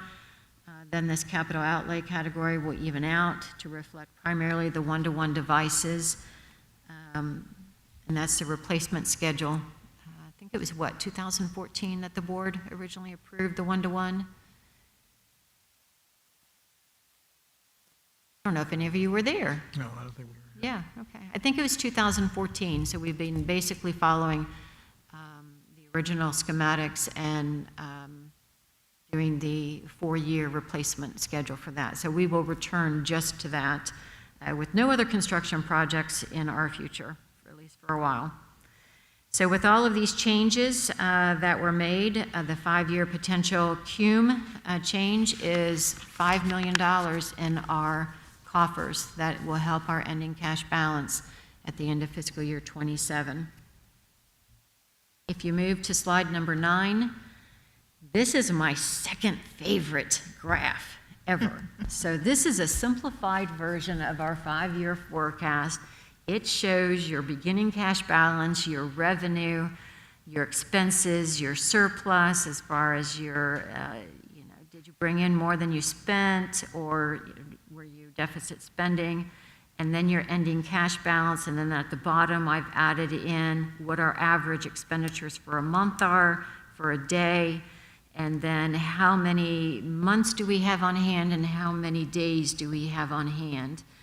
So if you really want a true snapshot of where we are with all of the middle stuff gone, this is what we need to be looking at. This is our current cash trend. And based on everything that we've just discussed, at the end of fiscal year 27, if everything comes true, we should see $15.7 million as our ending cash balance in 27. I would like to point out that this is not including the 3-year cost savings plan that the board approved in December. I've layered in a few of the fiscal year, or the first year savings into fiscal year 24, but it's not fully in there because we don't know what is going to transpire over the summer. We plan on doing an update in August, and then for the November forecast, I will have hard, fast numbers in here to know what this first year savings is going to look like. But year 2, year 3 are not in here, other than what we have already done, whether it be eliminating the Butler County ESC personnel. That is carried throughout, but until we actually see it come to light, I don't want to reflect it in here. So the first year cuts are included in this? Primarily, with a little bit of a cushion, because I don't know what's going to transpire this summer, but we will know August, September, some better numbers on that. So with that being said, the revenues through fiscal year 27, we're going to have an average annual increase of 2.26, and our average annual increase for expenses will be 1.49%. My third favorite slide. Matt, you can turn it. So this next slide, I keep talking about 90 days cash balance on hand. Anything less than that makes me sweat bullets. Now, there is a Government Finance Officers Association that only recommends between 30 and 60. That would make for a lot of sleepless nights for Shauna. So I prefer to have 90 just in case there's delays in some of our property tax advances received from the county auditor, or if the first school district income tax receipt is not captured at the end of July. I would like to have 90 days, ideally, cash balance on hand so that we can make payroll and not have to borrow money from the bank, which is why I always stress 90 days. So with this snapshot, it basically shows you we had 230 days in fiscal year 20. At the end of fiscal year 27, we are anticipating on having 125 days worth of cash. That makes my heart happy. Yeah, to put it simply, that makes me happy. And then our final slide, I actually stole this from another district just because I thought it was handy to have and to show community members that we offer not only on my site of the website, but on Ed's site. You can find all of our 5-year forecasts. You can find our budget and our appropriations. You can find the monthly board meeting reports, the strategic plan, the funding, finance, and facts. That's right on our homepage. The district report cards, our financial audits, our annual financial statements, the annual financial information statements, public records. This is all readily accessible on our website. So I just wanted that to be a resource for our community members. And if you can't find something, just call me. And that concludes my presentation, and I would welcome questions. I would like to say I'm glad that the 90 days cash slide makes you happy. It does. It still makes me nervous, though, because, again, I I'm think, glad that well, makes what you people nervous. need to recognize is that it's still a downward trend. It is. So It even is. though now we can breathe a little easier, it's still, we have not solved the We problem. have not solved our problem. We still need to continue this path of looking at every way to save some money. We cannot, just because we think that, and this is my opinion, just because we believe that we're going to receive more money through property tax collections and through the county auditor, we have to do our due diligence and continue this work that we have already started in December and see it through. We might be able to save some programs, but we still need to do this hard work. We can't just say, because we still are deficit spending. There's only 1 year in here, I think it's in the middle, 25, where we show a positive cash flow at the end of the year. So we cannot stop this amazing work it's hard work, but amazing work that we're doing. I think I also want to make sure people understand that, because, you know, I've heard this before, and I can hear these voices again saying, well, look, you're just suddenly finding money. You've been hiding money from us. You're trying to just get us to pass a levy, so you're hiding money, but nobody's hiding anything. Again, understanding that these amounts are not fixed amounts. There's a lot of... Very fluid. They're very fluid, and the art of what you do is using the information that you have and your experience and your expertise to try to plug in anticipated amounts, and those amounts are going to change. And this property tax thing is an incredibly huge monkey wrench, because we have no idea where that's going to land. We do not. Yeah. So thank you for that. And just to, again, to clarify for me, all of these cuts, or all of these amounts, the expenditures don't include cuts in year 2 and 3 that And we part did. of 1. And part of 1. Portion of 1, I reserved a little bit out because I do not know what services we may need to provide at the start of next school year. So I did reserve a portion out. Don't ask me to quote which portion or what percentage. No, that's fine. I think, again, people need to understand, too, as we've said over and over and over and over, this 3-year plan is constantly being reviewed, revised. Yes. We're not just cutting this in stone. We are saying there are a number of factors contributing to this. But you're correct. Year 2 and year 3 are not in this forecast. Right, okay. Thank you. Any other questions for Mr. Fauske? When do we hear about the property tax for Butler County? I believe that the deadline that the Butler County must meet is October 31st. Ugh. So at the latest, we would know by October 31st. When do you think we might know? October 31st. Right. They have a lot of work ahead of them. So if I remember hearing correctly, they have to have it worked out with the state by July 31st. But then at that point in time, Mike Stein and his team are going to have to go through the 66 different taxing entities within Butler County and take a look at the 3-year home values, the sales, and all of that data that they have to see what makes sense for my neighborhood, for your neighborhood, that farm. And this is, I mean, that's a large endeavor and is going to take time.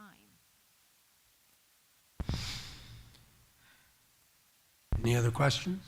I have one other question. I don't know, it's not necessarily specific to the 5-year forecast, but I've been asked to present this question, and I think it's a question for both Dr. Thoreau and Ms. Stafelsky.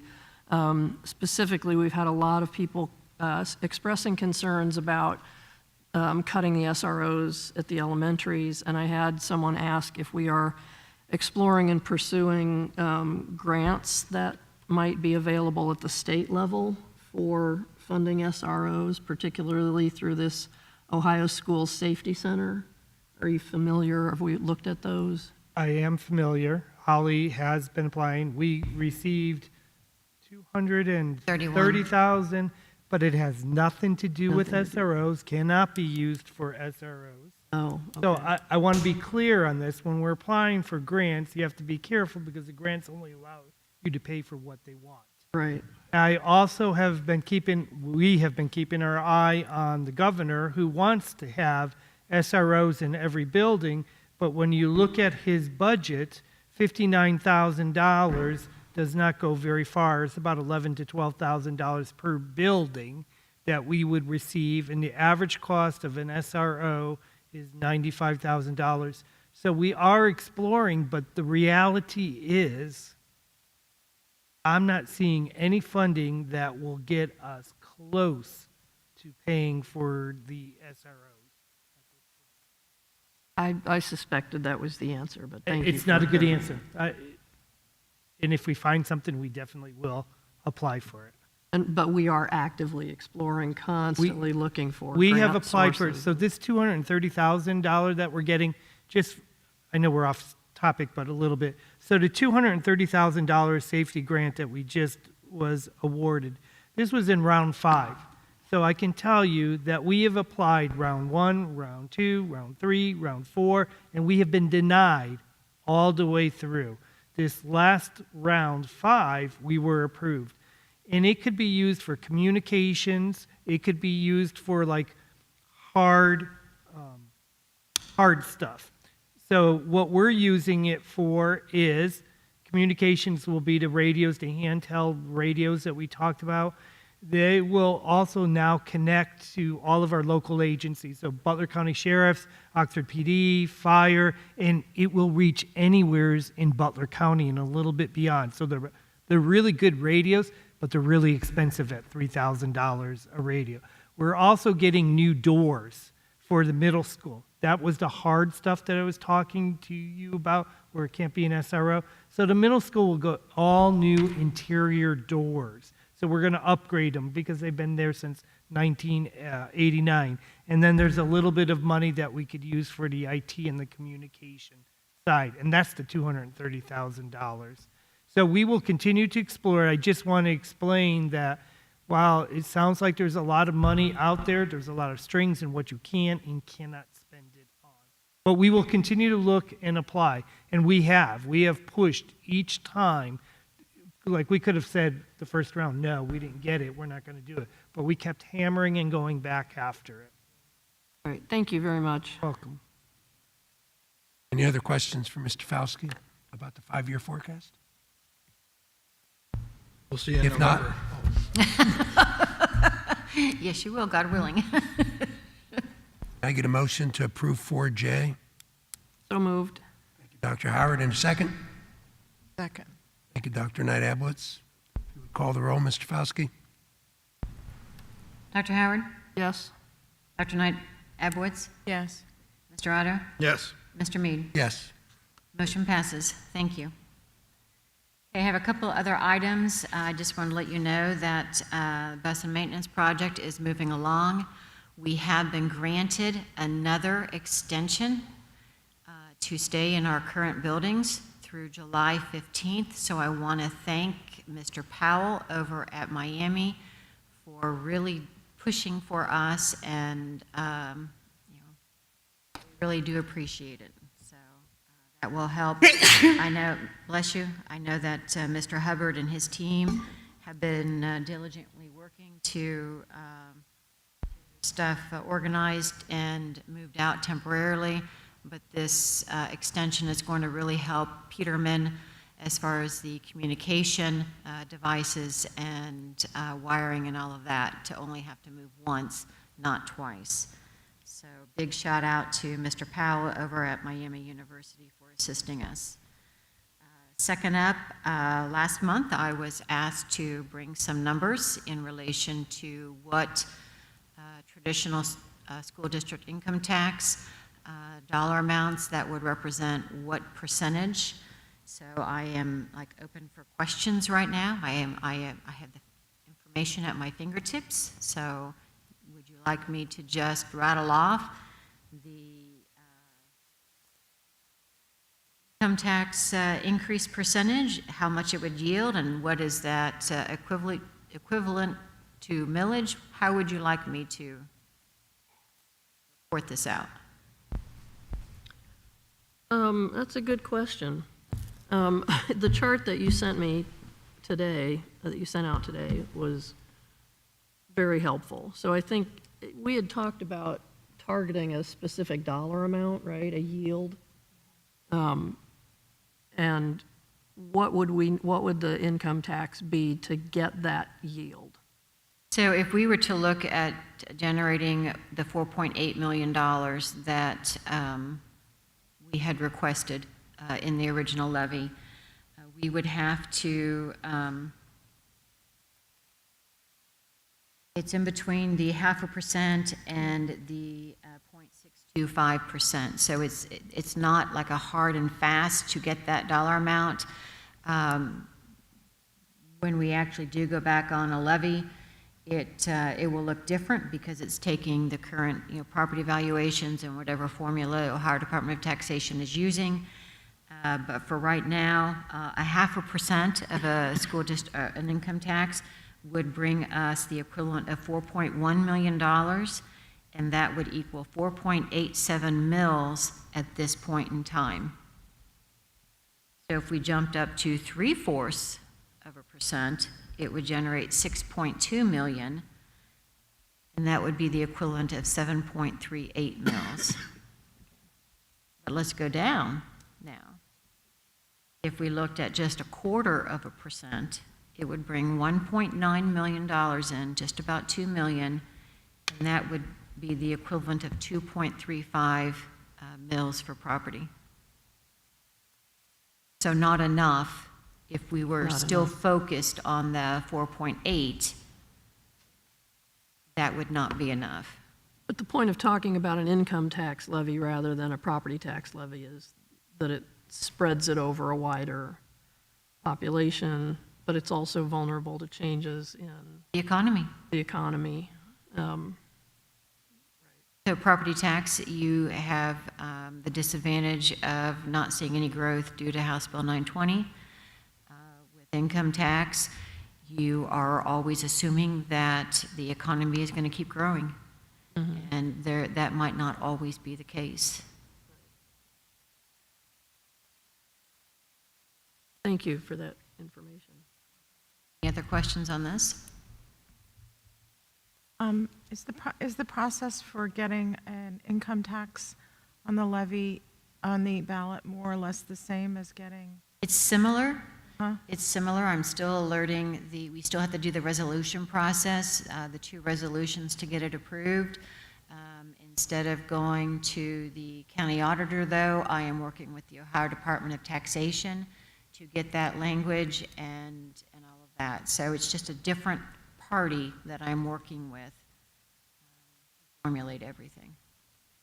And what's the deadline again that we would have to have that resolution? And in order to get on the November ballot, we would have to have all of this in place by? I'm having to remember from last month. Was it July 31st? I'd have to go look at my notes from last month, but I believe it's July 30th. With 80 days, I believe, is the amount, so that brings us right around there, right?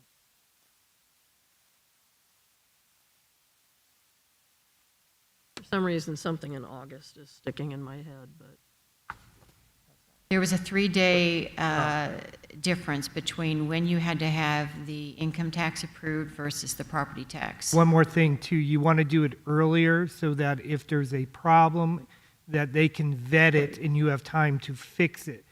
That's why I know Shauna was saying like that July 1 is a better date to set, because then they can have their board meeting and they can say, hey, you're good, or guess what, you're not good. You got to fix it and you have time to do that. Well, it sounds like we need to make a decision on this then next month, doesn't it? If November, if you're looking at November. Correct. Thank you. I have one other item. Auditor's state rep showed up today. I was behind closed door working on my presentation, so I did not know that he arrived. But we received the Ohio Auditor of State Award again this year, and so I just want to thank our financial team for all of their hard work, because this would not be done without their due diligence, their integrity,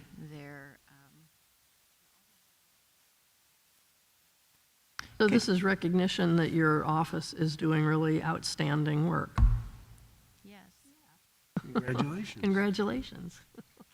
Thank you. Thank you. Now for the report of the superintendent. Okay, I'm going to do some blocking too. So I am going to block 5A, 1, acceptance of a resignation, 5A, 2, acceptance of another resignation, 5A3, approval of a job share request, which we've had at the middle school, 5A4, approval of an end of contract for ESL tutors. We don't have to do this, but I think it's important. They had one-year contracts, but I think it's important for us to know the contracts are ending officially. 5A5, approval of the 2023 summer school teachers on an as-needed basis. Then we're going to go to 5B1, is the approval of the amended limited employment classified staff contracts. 5B2 is a recall of a classified staff. We talked about that all of our staff that were reduced in force have been called back. This is our final official one with Lydia coming back. 5, which means all have been recalled. 5B3 is the approval of a limited employment non-teaching employee contract. 5B4, acceptance of resignations of classified personnel. 5B5, acceptance of the resignation of the Marshall Head Secretary. I want to thank Teresa Wilder in particular, who has been working with us for 30 years. We wish you much luck and love in your retirement. 5C has no supplementals, but we're going to include it in the block approval. Sorry, excuse me. Can I get a motion to approve 5A, 1 through 5, 5B, 1 through 5, and 5C? So moved. Thank you, Mr. Otto. And a second? Second. Thank you, Dr. Howard. Any comments or questions? Yes, I see Cindy Kettlewell's retiring after 36 years. I remember a few years ago she brought back the new curriculum, and so many were impressed by her work and her excitement. Cindy, good luck on your retirement. We'll miss you, and more importantly, there'll be a lot of kids that will miss you. I apologize for missing Cindy too. I want to thank her for her service and dedications to kids. She's loved and will be missed, as well as we have some other resignations in there too. I wish all the people who are moving on to new positions much luck and love in their new positions. Tuesday night at the Butler Tech Board meeting, we approved the hiring of Sarah Morris. So Talawanda's loss is Butler Tech's gain, and she's going to start a new program at the Natural Science Center in environmental matters. So I think it's a good opportunity for her. We're also losing some other people, I think. It's a loss, but hopefully Dr. Thoreau, you do a good job hiring replacements. Working on it. We're also not filling some positions, and we're working towards our 3-year cut, right. moving things around, so yes. Mr. Fauske, you can call the roll. Mr. Otto? Yes. Dr. Howard? Yes. Dr. Knight Edwards? Yes. Mr. Mead? Yes. Motion passes. I'm also going to block 5D and 5E and 5F. 5D is the second reading and approval of the Narcan policy, which was read last month. 5E is the second reading and approval of the course of study for school counseling, which Ms. Gregg and the counselors presented last month. And 5F, the second reading and approval of the fee schedules for next school year, and Director Gregg presented that last month as well. So I'm asking for those to be approved. Can I get a motion to approve 5D, E, and F? So moved. Thank you, Dr. Howard. And a second? Second. Thank you, Mr. Otto. Any questions or comments? Would call the roll, Mr. Fauske? Dr. Howard? Yes. Mr. Otto? Yes. Dr. Knight Edwards? Yes. Mr. Mead? Yes. Motion passes. Informational items from me. A reminder that the high school graduation will be held at Millette Hall, not tomorrow, but the Friday after, and it will be at 7 p.m. Our board will be holding a special board meeting prior to the graduation. We usually do it right in the hallway and where the public is, and that is the only thing that will be on that agenda, which we will post, and we will amend it up to the last possible minute, is to confirm the names of the graduates that actually have met the requirements stated by the high school, by the state as well as Talawanda. Last day of school for students is also on that Friday, and those last 3 days of school will be shortened scheduled. The elementary, middle, and high school will be getting out at different times, but it will be earlier. We have a kindergarten registration still going. Please, if you have an incoming kindergarten student, please contact the elementary school to register and register your children. Registration is down right now, and this is typical of that, but it's also concerning when we're trying to establish how many kindergarten teachers that we need or don't need, and if we can get people to sign up and register earlier, we can figure that earlier. We also want to thank Ms. Danette Hickey. She will be the new Title I teacher who will be replacing Ms. Harp, who is the Title I teacher who is retiring this year. So it's not a new position, and this position is almost fully funded by our federal Title I funds that we receive. I also want to, before I say have a great summer, we had Sarah Carruthers, Representative Carruthers, come and visit us last week, Thursday.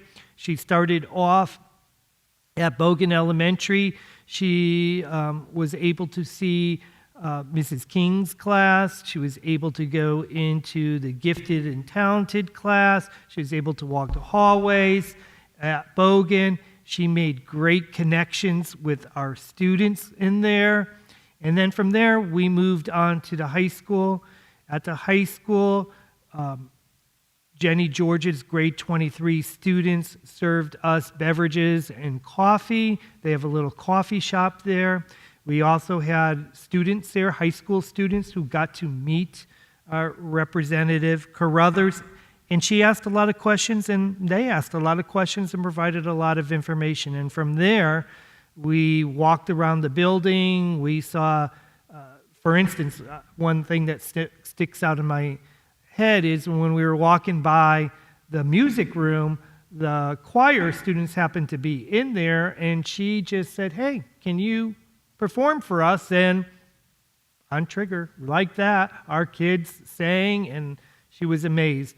The point about this is trying to make those connections. We've talked about this. Our board, Shauna and myself, have been reaching out to our legislators. We've met with them. I'm concerned about where we're going with a lot of this legislation, especially with school funding. And we thought by having Mrs. Carruthers come and see Talawanda and what we offer, she'd be like, "Oh my gosh, this is really great." And it was exactly what she said. And she was very appreciative that she came. In fact, she stayed longer than what she was supposed to stay. I mean, she was here almost a whole day. So I want to thank Representative Carruthers for coming in. We would do it for any legislator, whether they serve our area or not, to show what we do and what great work we do. So with that, I'm also going to wish everybody a great summer. And then one more thing I'm going to say. I know there was a public speaking comment made about the administrators receiving, I can't remember the amount, percent. 16%. I'm sorry? 16%. 16%. I want to share this on camera. That administrators did not get a 16% raise. What it was, remember when we took on pre-K, we said that we were going to hire another administrator, which we did. So that is the part of the salary increase. Now, I don't remember what the salary increase was that year for the administrators, but it is the same as TEA or the teachers. Our administrators are tied into the same amount of percentage raise for that. But yes, you are going to see that jump up because we added another. And we talked about how bringing back preschool into our district was going to be more expensive, but it also allowed us to service more students in doing that. Thank you for clarifying that again, there was not a 16% raise across the board for all administrators. It was one position that bumped that up. Now, there was, I think it was 2%, but I could be wrong on that. So it was an outlier year that particular. It was, just as it was mentioned, it was an outlier year for that, correct? Thank you for explaining that. Now, items from the board members? I was able to attend the Butler Tech All School Board meeting. A great event they had on display with some of our students were doing, and we have some amazing, talented kids. I was also able to attend the FFA banquet, and again, I'm always walking away with how impressed our kids are, all the awards, the presentations they made. What a great group of kids. Excuse me, young adults. Young adults. Yeah, I was able to be here on the day Representative Carruthers went through our schools. It was a great event. The students did well. I especially want to give a thanks to the 4 high school students, Nate, Paisley, India, and Taylor. I thought they did excellent Our in kids are engaging her amazing. in conversation and asking questions and responding to her. They just did a really good job, so I want to thank them for that. Right, with that, future board events, Friday, May 26th, the graduation, where we vote on them being graduated, and then our next full board meeting will be June 15th. Can I get a motion for adjournment? So moved. Thank you, Mr. Otto, and a second. Second. Thank you, Dr. Knight Abwitz. Would you call the roll, Mr. Fauski? Mr. Otto? Yes. Dr. Knight Abwoods? Yes. Dr. Howard? Yes? Mr. Otto? Mead. I'm sorry, Mr. Mead. Yes. I'll vote again. I know, seriously. Yes. Don't let him vote twice. Meeting adjourned.